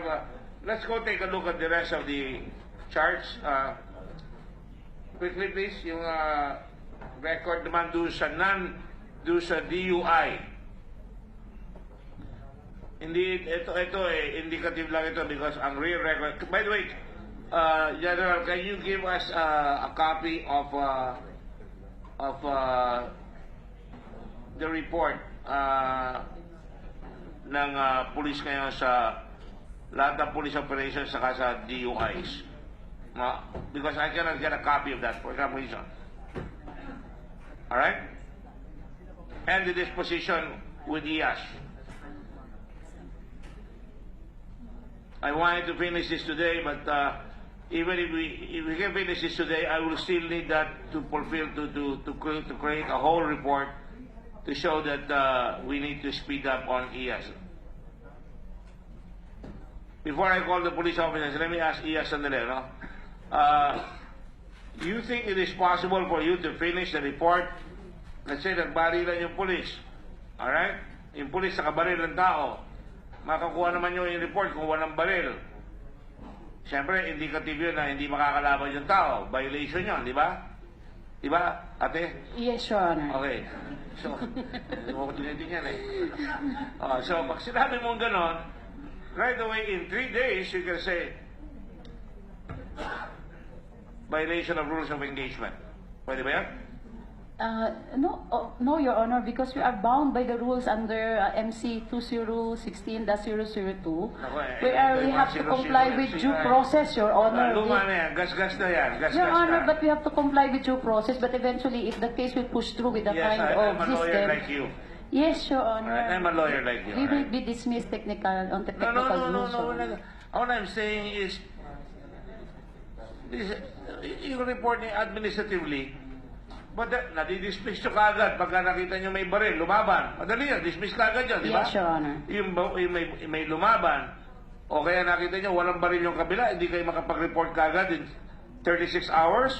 Even 24 hours or 48 hours? Your Honor, we have to file cases against them, and No, I'm not talking about that. I'm talking about removing a policeman who's not done his job, suspending him, getting his firearm, pending the rest of the investigation. It is within the authority of the Chief PNP, Your Honor, with see? respect to the relief. What so we can do is rules. only recommendation. Don't dictate to me the rules. I know it too, you know. Yes. I'm just asking a simple question.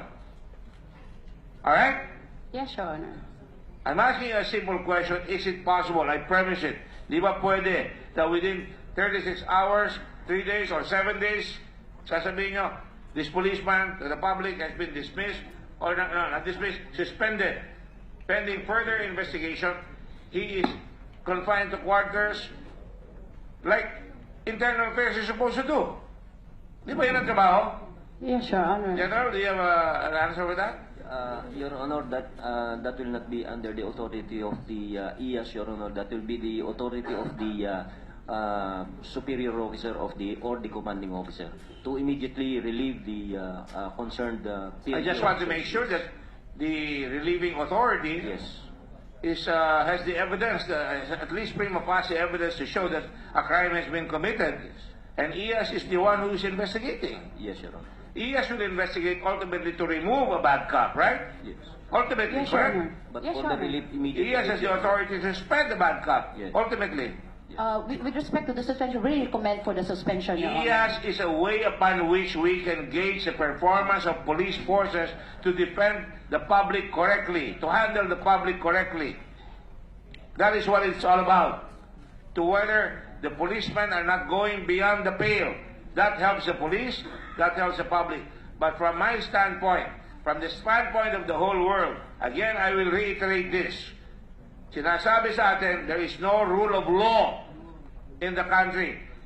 The very fact that we're having hearings here, extended hearings, policemen are here answering questions that could be embarrassing, could be difficult, being confronted by evidence here, shows that there is a rule of law.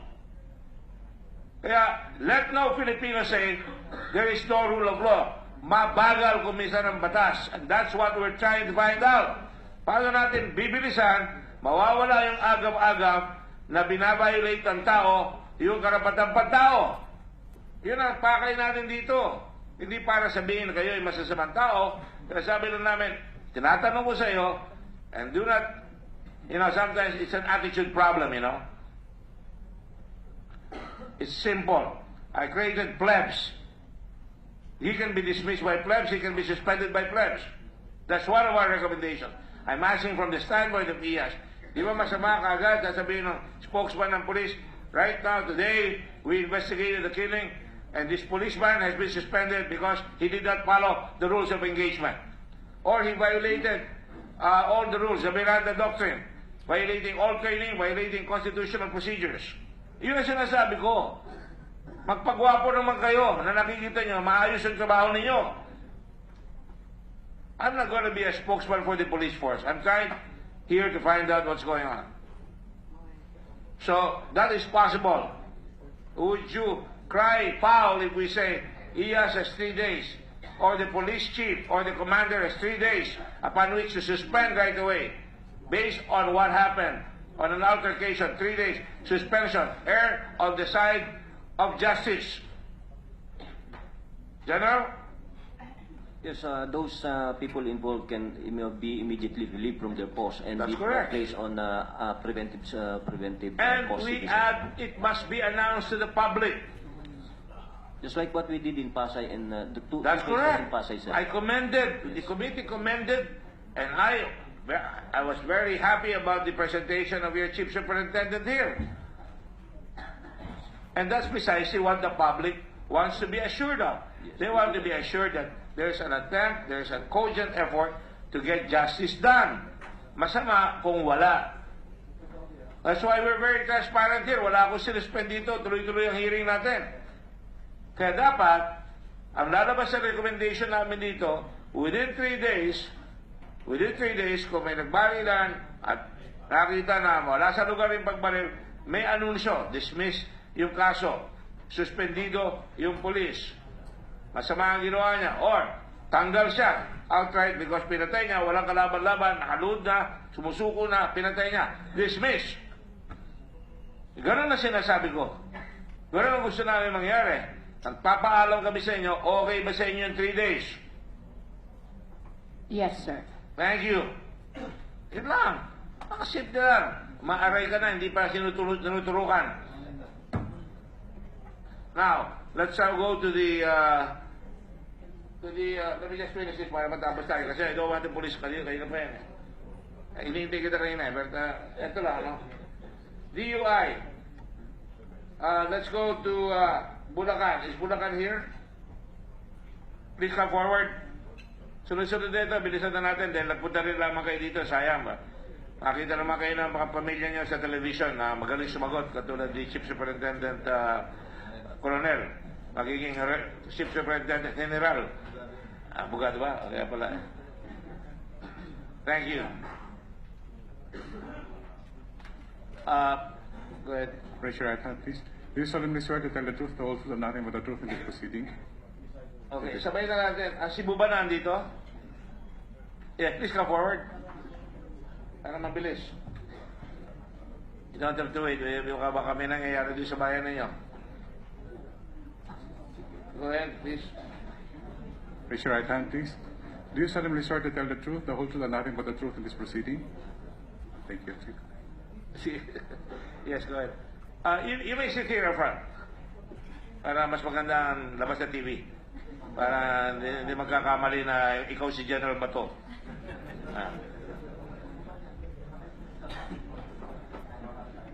Alright. And we'll call also, para mas mabilis na, Quezon City, General Eliazar, Superintendent Guillermo Eliazar, please come forward. And also, Kalmasan, Caloocan, dito may mga lumalabas sa dyaryo na masasakit na nangyayari dyan, ha? Ronald Lee, Pangasinan, Maggantoy, Garcin, Paspas, ready please, in front. Will the pages please fix up the chairs so that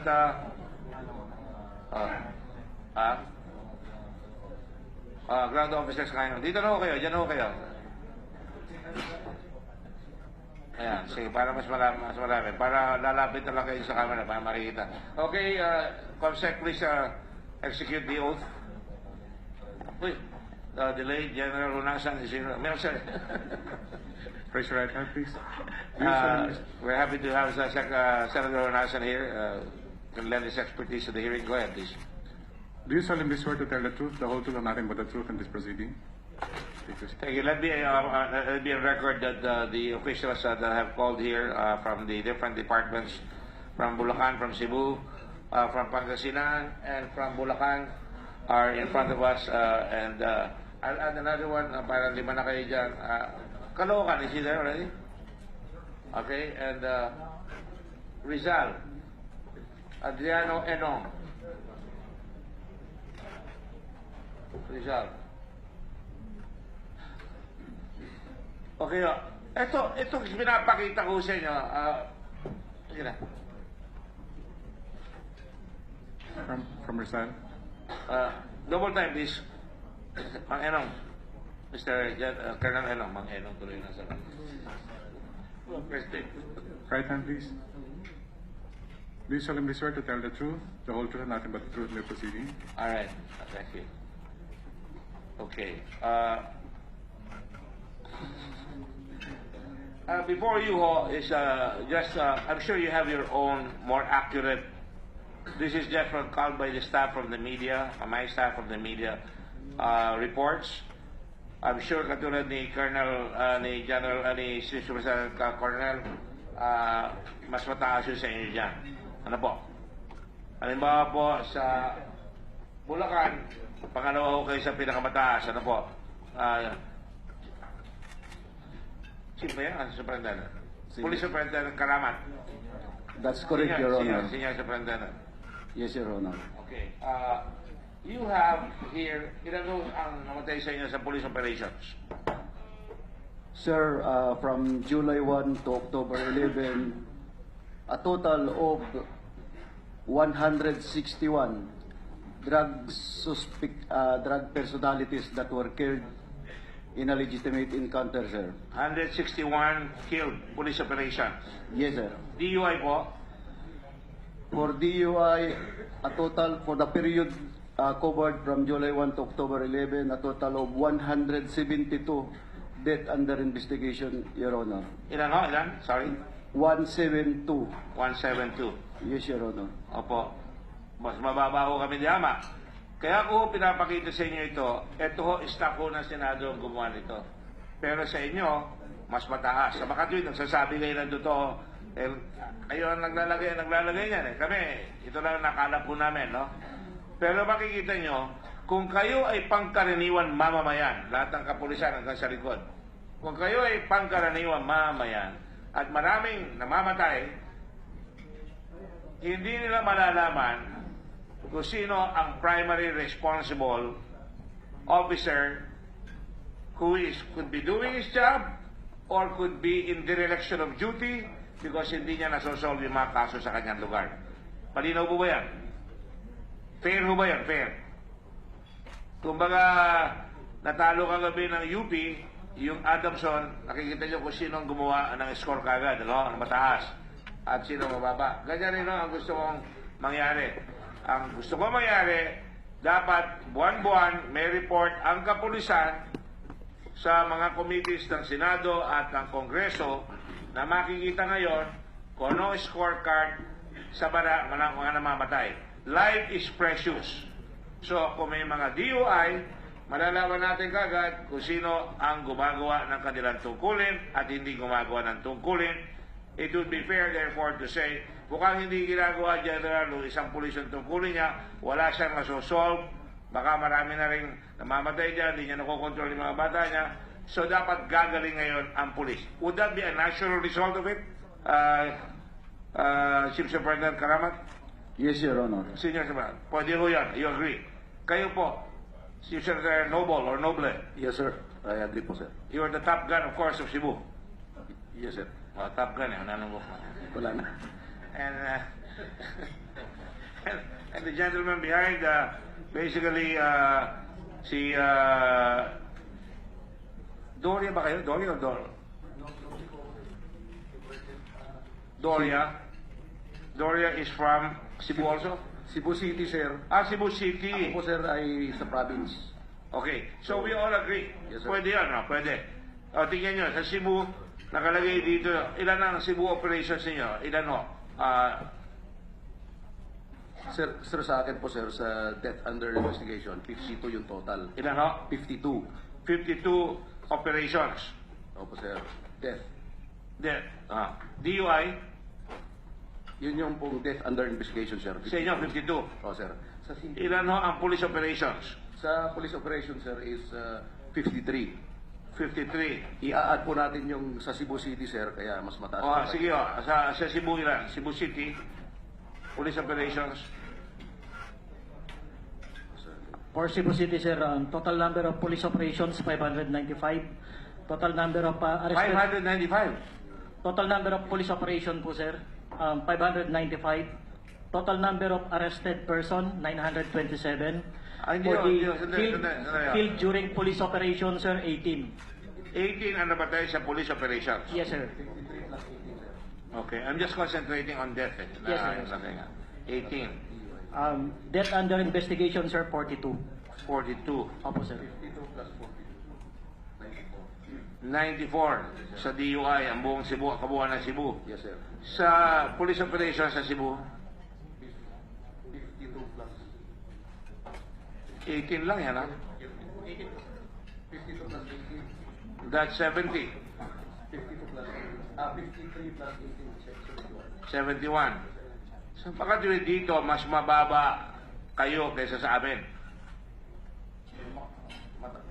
Mataas, sir. Kasi 90...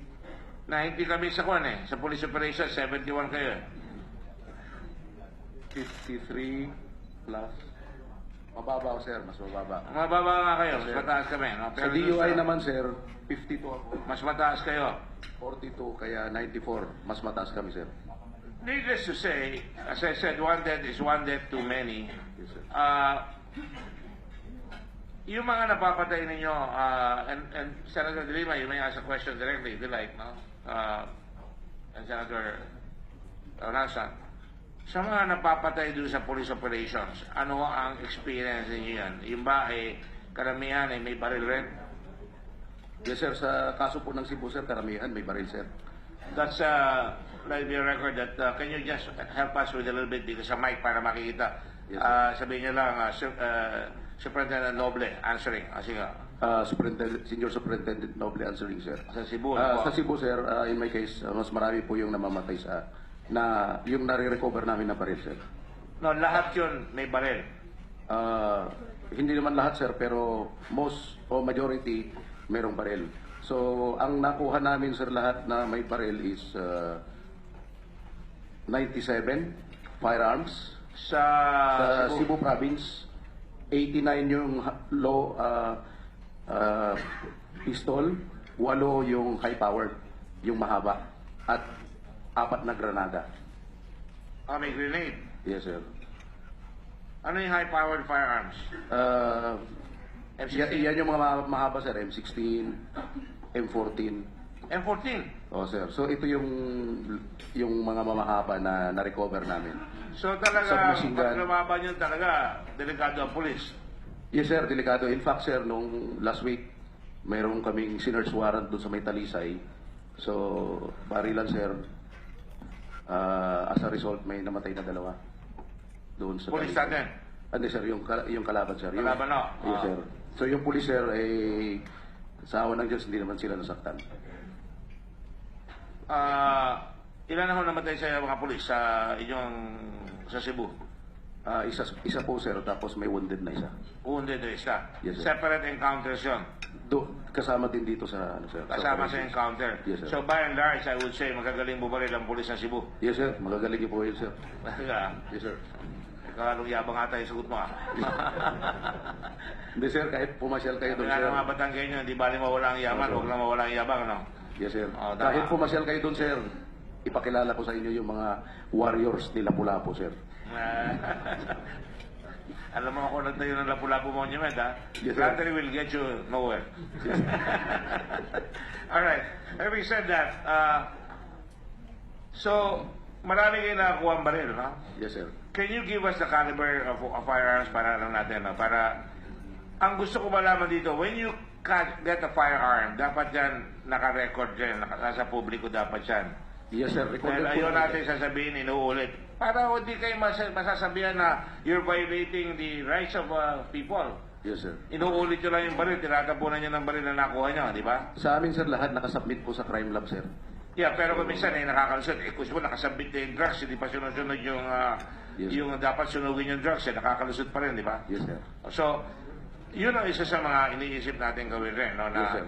dapat data nakukuha ang baril, natapos na yung investigation, sunugin na yung baril para wala na talaga yun. Di ba? Oh, sir. Sana may... Unless may law na kung magagamit yung batas, pero mahirap na yun eh. Pagka may ganun, magkakagulo, magkakakompa eh. So, sa mga na-encounter nyo, you say legitimate yung encounter. Yes, sir. All legitimate. At karamihan na napatay, mga drug pusher. Hindi naman po, sir. Yung latest, sir, is yung mga hitman. Ito yung latest, sir, yung sa Talisay, ito yung mga ginagamit na Mamamatay tao. mamamatay tao, sir. May intelligence kayo doon. Yes, sir. Yes, sir. Sa drugs o mamamatay tao ng politiko? Actually, sir, kung saan-saan sila nagpapagamit, kung sino yung magbigay sa kanila, yun yung Okay. trabaho Kung nila, rin sir. nagsabi, Superintendent Noble, ang isang iniingatan natin dito, pag nasanay ang pulis bumabaril, Yes, sir. baka graduate na maging hitman. Yes, sir. Yes, sir. Di ba? Opo. I know that has happened. Yes, sir. Alright? Nagiging bodyguard o nagiging pumapatay na ng tao, akala niya accepted na siya from accountability. Yes, sir. That's why we want to make sure magaling ang police because magaling silang bumaril pero magaling silang magpatupad ng batas. Yes, sir. Sinusunod nila lahat ng karapatang pantao. Yes, sir. Para pag hinuhuli niyo yung mga yan, bumabaril ba kagad? Ano yan, sir? Depende sa sitwasyon eh. Okay, bigyan mo kayo sa sitwasyon. Halimbawa, yung latest, sir, sa Talisay, may search warrant yung mga bata, sir. Tapos, papasok, sir, barangay yun, sir. Pinaputukan na sila agad, sir. So bumabaril na Sir, kagad? pinaputukan na sila agad. And then, yun na yun, sir. Nagputukan na. Nagapang ng mga bata ko yung lugar, sir, hanggang... Would you say that is the general rule or exception yan?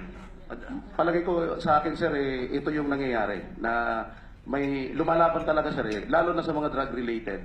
Ano yan, sir? Paranoid na yung mga yan, eh. Ano? Paranoid na. Paranoid? Lalo yung mga gumagamit. So, once na nakita niya yung police, parang ano na yan, parang may damdamin na yan na huhulihin siya. So, parang hayop yan na gagamit siya Parang na corner. Parang nako-corner, sir. So, Bakit niya feeling na corner? yun siguro yung epekto ng drugs, sir, sa utak nila. Ba't ngayon lang nangyayari? Dati naman, hindi ganyan eh. Wala pang anunsyo ng araw eh.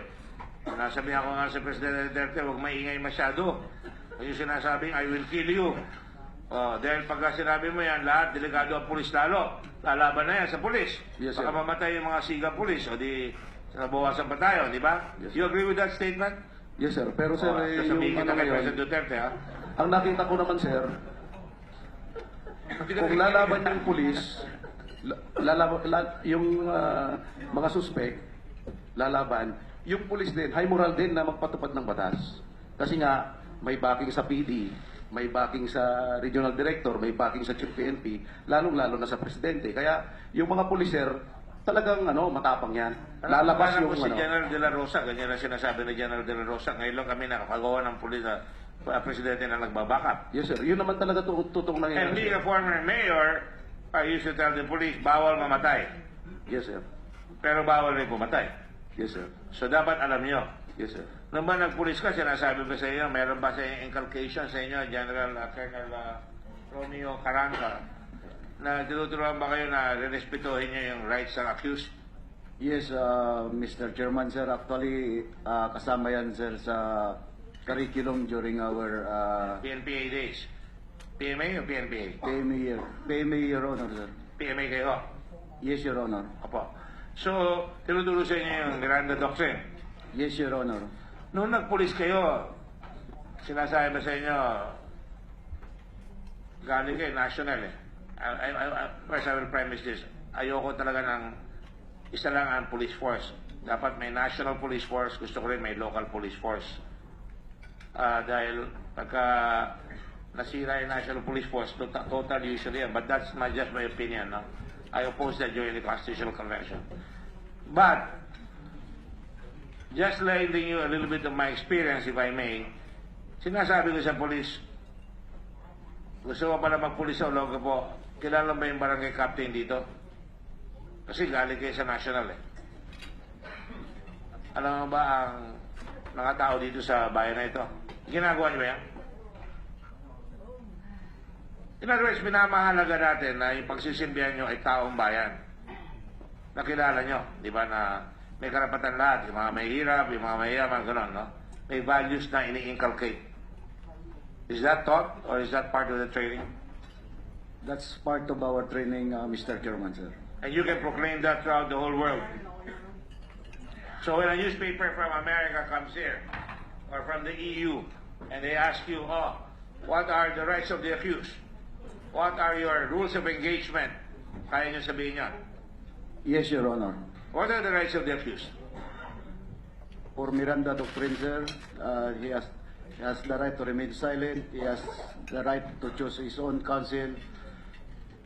And anything he will say will be used against him in a legal court, sir.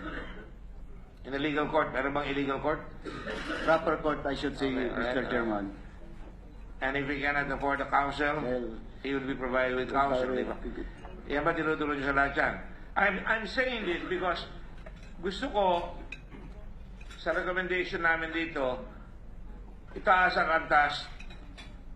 Nasasaktan ako dahil pagpapasok ang passport ng Pilipino abroad, ayoko sasabihan siya na magulo kayo sa bayan na yan. Wala kayong respeto sa tao eh. Mura ang buhay sa inyong bayan. Ngayon, kung lahat ng pulis, tulad nyo, tinanong ko kayo niyan, alam nyo ang rights of the accused, at least in English, sa Tagalog ba, alam nyo? Tiga-Bulacan kayo eh. O Bisaya ka? Pangasinan, si Your Honor. Pangasinan. So, you should be able to say that sa mga tao, di ba? Yan ang tinuturo nyo sa mga bata ninyo, sa mga pulis.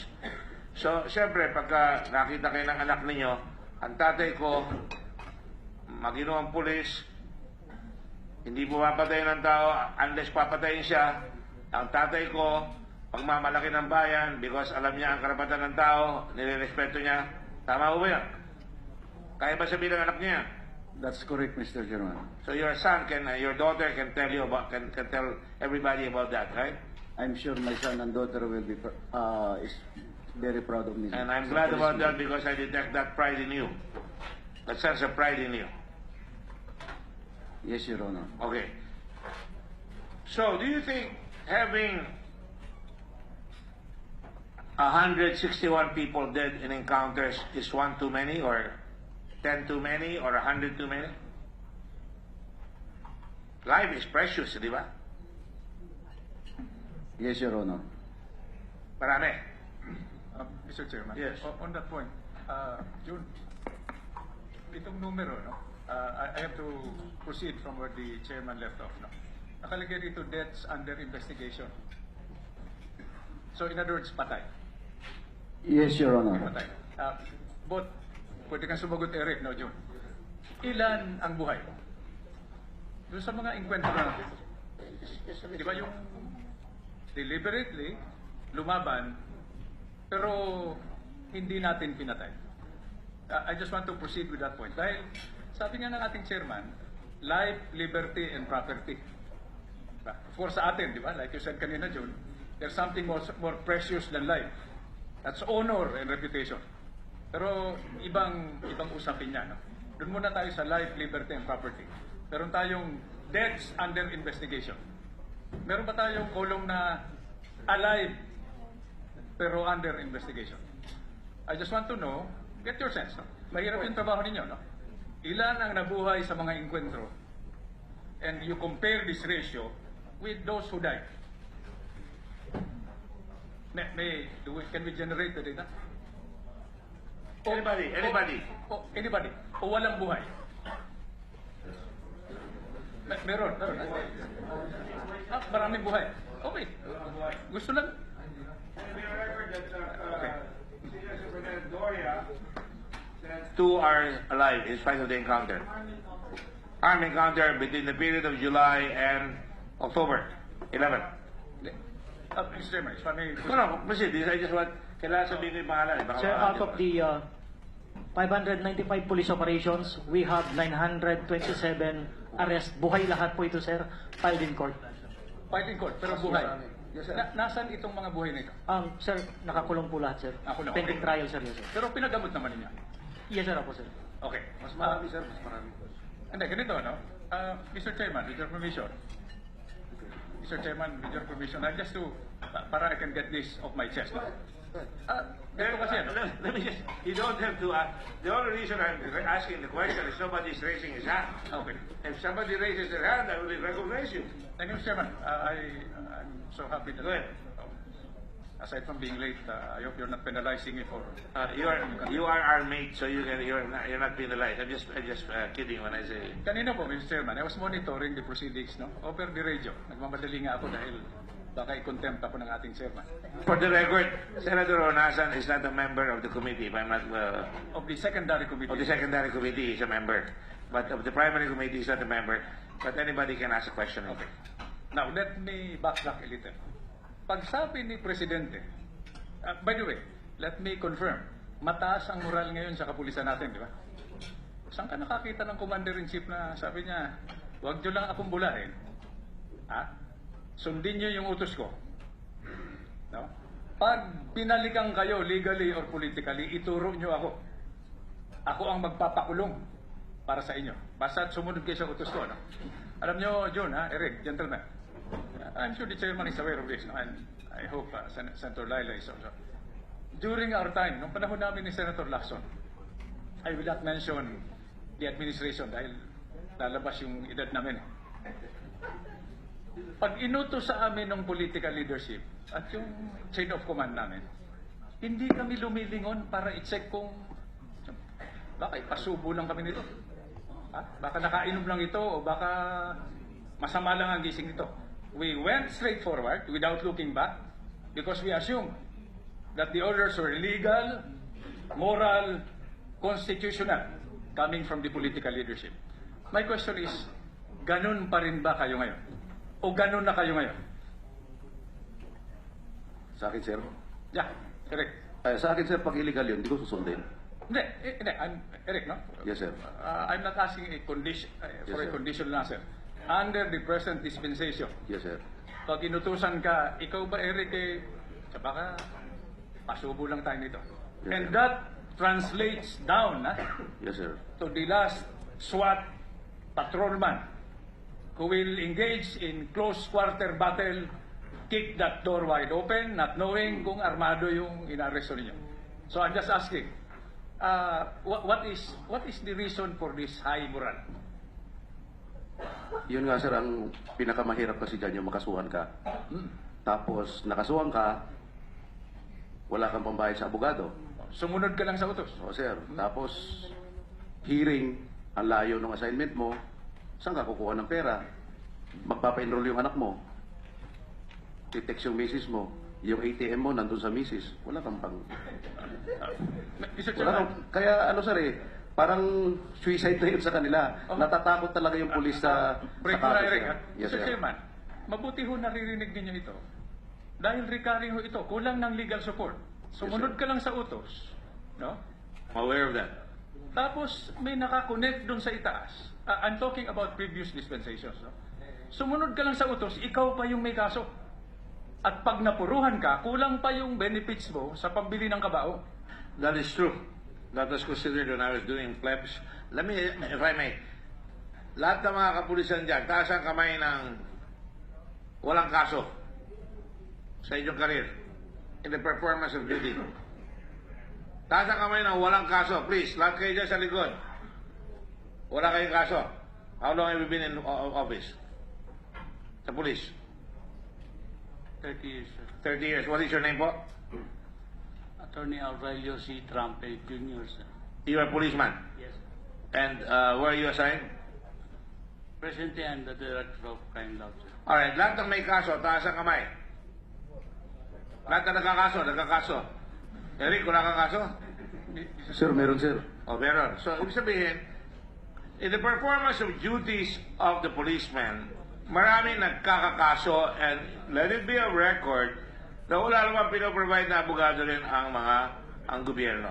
And I can really feel what Eric Noble said. Mr. Chairman, pag sabi Nag-mayor ako, alam ko yan eh. Pag sabi ko niyo taas yung kamay, kasama ho ba tayong dalawa doon? Oo, marami akong kaso. When you do your job, kakasuhan ka eh. That is the nature of the beast in this country. At kung minsan you say, ginagawa ko trabaho ko, kakasuhin ako. Eh kung hindi naman ako gagawa ng trabaho, kakasuhan pa rin ako. Hindi kumuha na lang ako ng pera. That's why we must always be fair. Kaya nga dapat may proteksyon rin ng pulis.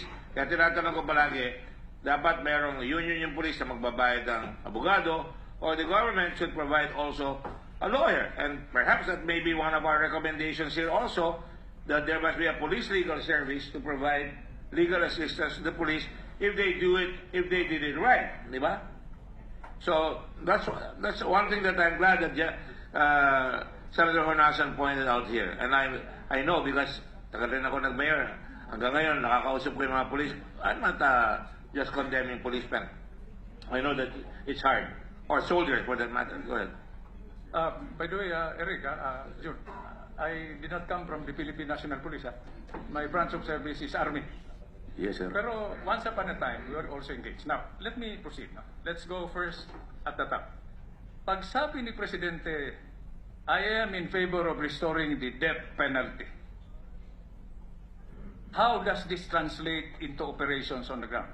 What's my point? Alam mo naman tayo, di ba? I mean, you may or may not answer, di ba? Mahilig tayo sa shortcut. Debate kami ng debate rito about, that's a decision that will be made by Congress. Pero baka naman meron na tayong de facto death penalty on the ground. That's what I am worried about. Wala naman, sir. Hindi na. What? Can I finish, Eric? Okay. Hindi, di ba? Yan ang concern ko. Dahil ang sinasakripisyo dyan, at kailangan maintindihan din natin yung perspective ng Q Commission on Human Rights. Yun din siguro ang punto ni Senator De Lima, no?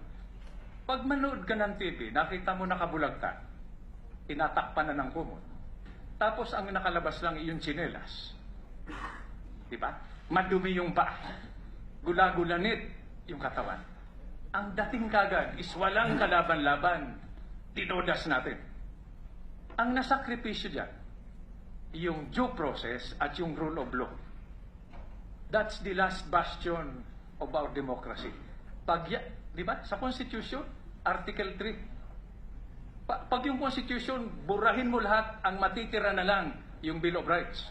Protect life, liberty, and property. Now, let me proceed. No?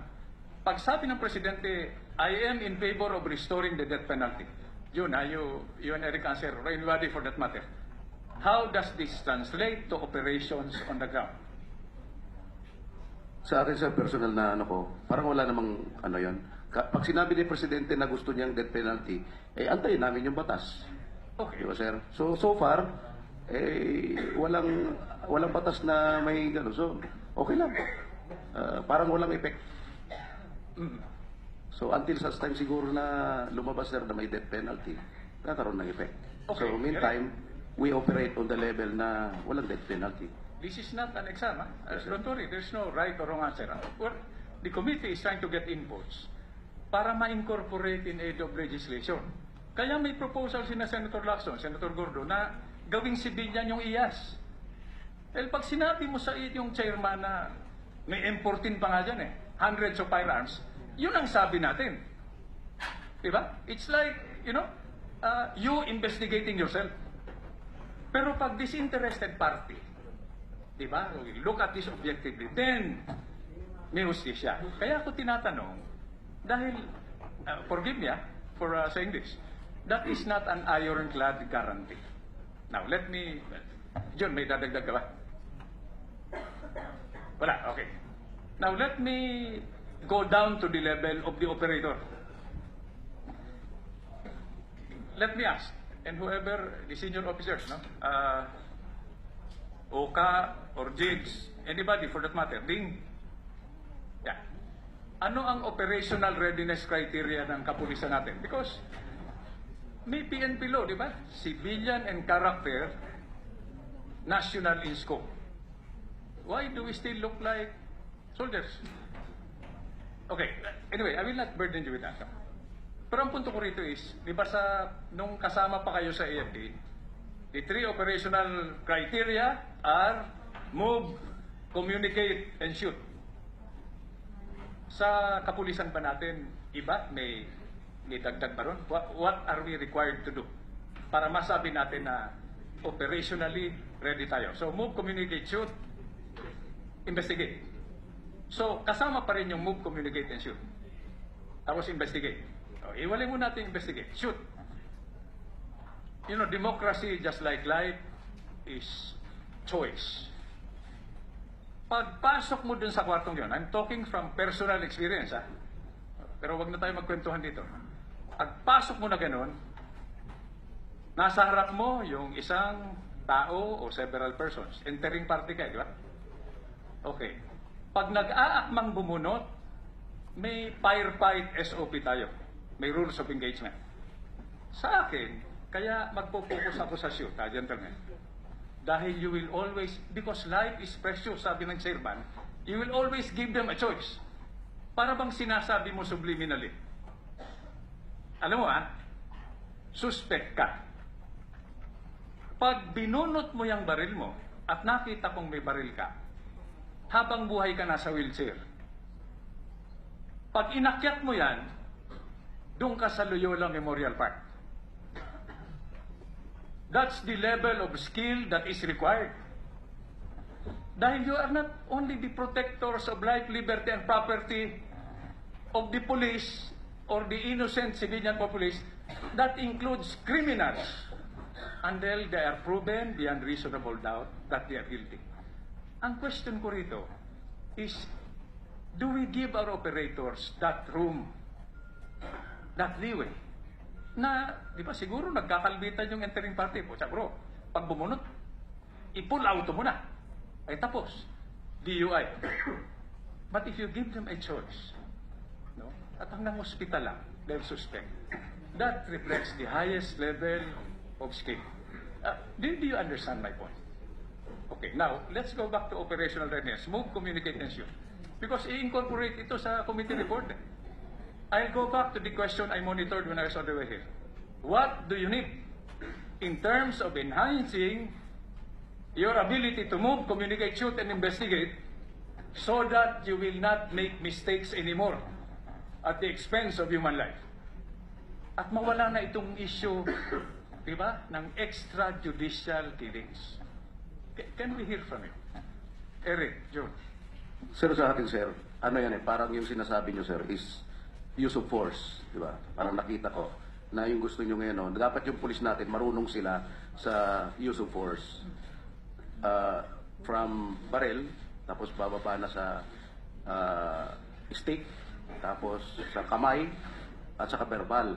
Oh. So, tinuturo naman yan, sir, sa basic training. Kaya lang siguro, sir, medyo gayahin natin yung ginagawa sa US, sa FBI, na sa verbal pa lang, may art dyan. May verbal judo na tinatawag. Dito, sir, walang verbal judo, hindi tayo tinuturuan. Pero sa US, meron niyang specialized na seminar. Eric, nag-graduate ka ba sa FBI Academy? Yes, sir. Class Sabi ko na nga ba. 357, sir. NA. Gaya, yes, sir. National Academy, gaya ni Chief PNP, sir. I specialize in psychological leadership, sir. Kaya, saka yung, reactions ng mga criminals. So, siguro, sir, ang may suggest ko on my personal not necessarily the whole of the PNP, doon sa verbal use ng force, yan, dapat pinag-aaralan yan, sir. Marunong pinoprofile natin yung kung sino yung aarestuhin natin. Baka naman pwedeng isang sigaw pa lang sumuko na. Mr. Chairman, I hope I'm still within the time limit. Secretary De Lima has asked me, she would like to ask. Ngayon lang masabi. Sige. Go ahead. Isa kanina pa. She has not raised her hand. Opo, Mr. Chairman.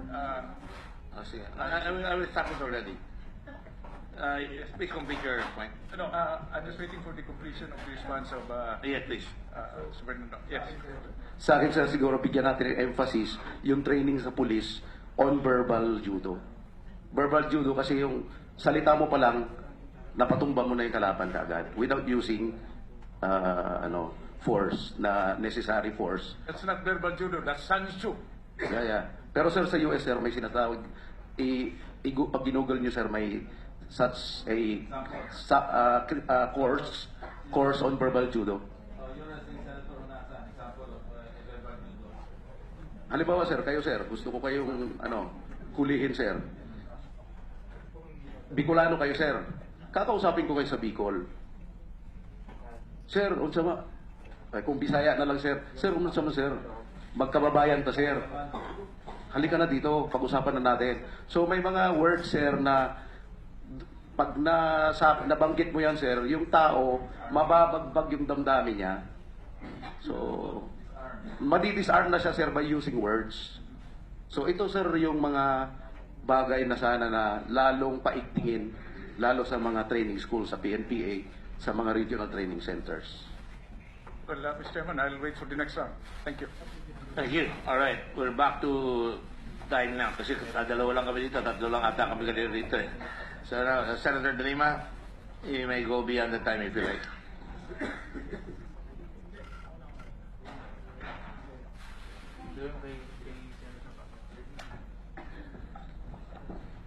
Thank you, Mr. Chair.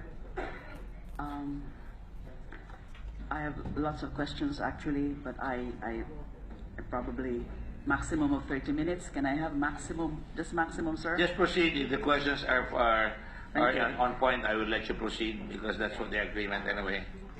You have 10 minutes, but I'm not going to hold you to 10 minutes. If the case, you said you were going to go to a speaking engagement, so go ahead. Yes, sir. First of all, I laud and appreciate the very insightful line of questioning of our colleague, Senator Onasan, and even the very insightful responses also given by Police Superintendent Eric Noble, because there are other ways to verbal judo. To really neutralize suspects, because killing is definitely the last resort. I think that's understood by everyone. Tungkol muna po doon sa the number of casualties on the part of the PNP, and it was confirmed, and because that was also reported in media, that the number of operations conducted are 29,274 as of today, as of 6 o'clock today, from July 1, dun po sa Operation Double Barrel. And then, dun naman po sa mga namamatay, yung killed na drug personalities, 1,573 in the course of the police operations. And the casualties on the part of the law enforcers, 13. So kinonfirm niyo po yun kanina, 13. Although gusto ko lang hong palalahanan sa inyo, nare-report po ito ng media, nang sabi po ng ating Pangulo ay everyday may police na namamatay sa police operations. Hindi ko po minamaliit yung figure na 13 because one dead is one too many. So whether these are policemen, whether these are suspects, drug personalities, one dead is one too many. Pero kung babatayan ho natin sa mga naging pronouncement ng Pangulo, araw-araw daw po may police na mamatay dyan sa anti-drug operations. Apparently, that is not an accurate statement dahil 13 nga po yung casualties sa hanay po ninyo. Now, having said that, pansin ko po na actually may dalawa po kayong set of police operations. Yung isa, yung pinaka parang general police operations nyo, applicable to all kinds of PNP operations, the revised PNP operational procedures, and the version that I have is December 2013. Now, meron din pong separate kayong police operations for revised PNP manual on anti-illegal drugs operations and investigation, dated September 2014. So I would assume that dito po sa mga operasyon ninyo, double barrel operation, Tokhang, ang pinaka-applicable po itong isa. Would you confirm? Anybody from the PNP can answer that. Would you confirm that?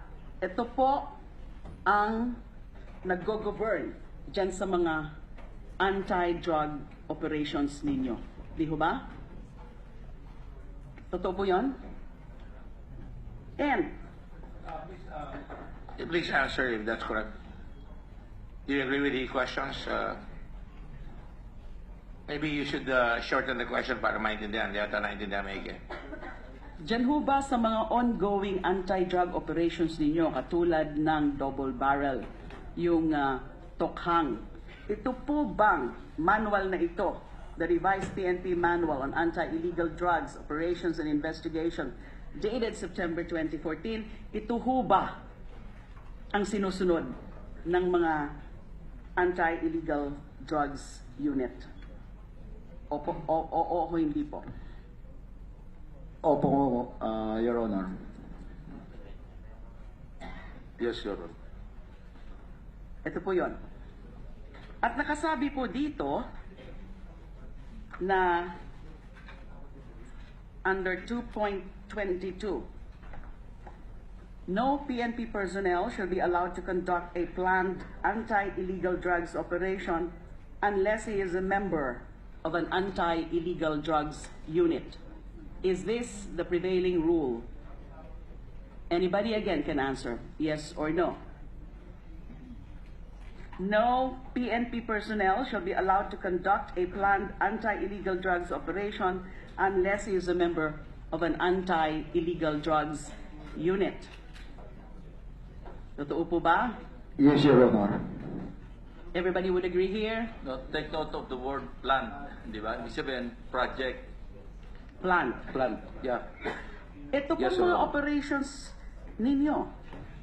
Yung double barrel, Tokhang, na per the figures that I mentioned, ilan na ho ba yun? Kasi iba-iba tong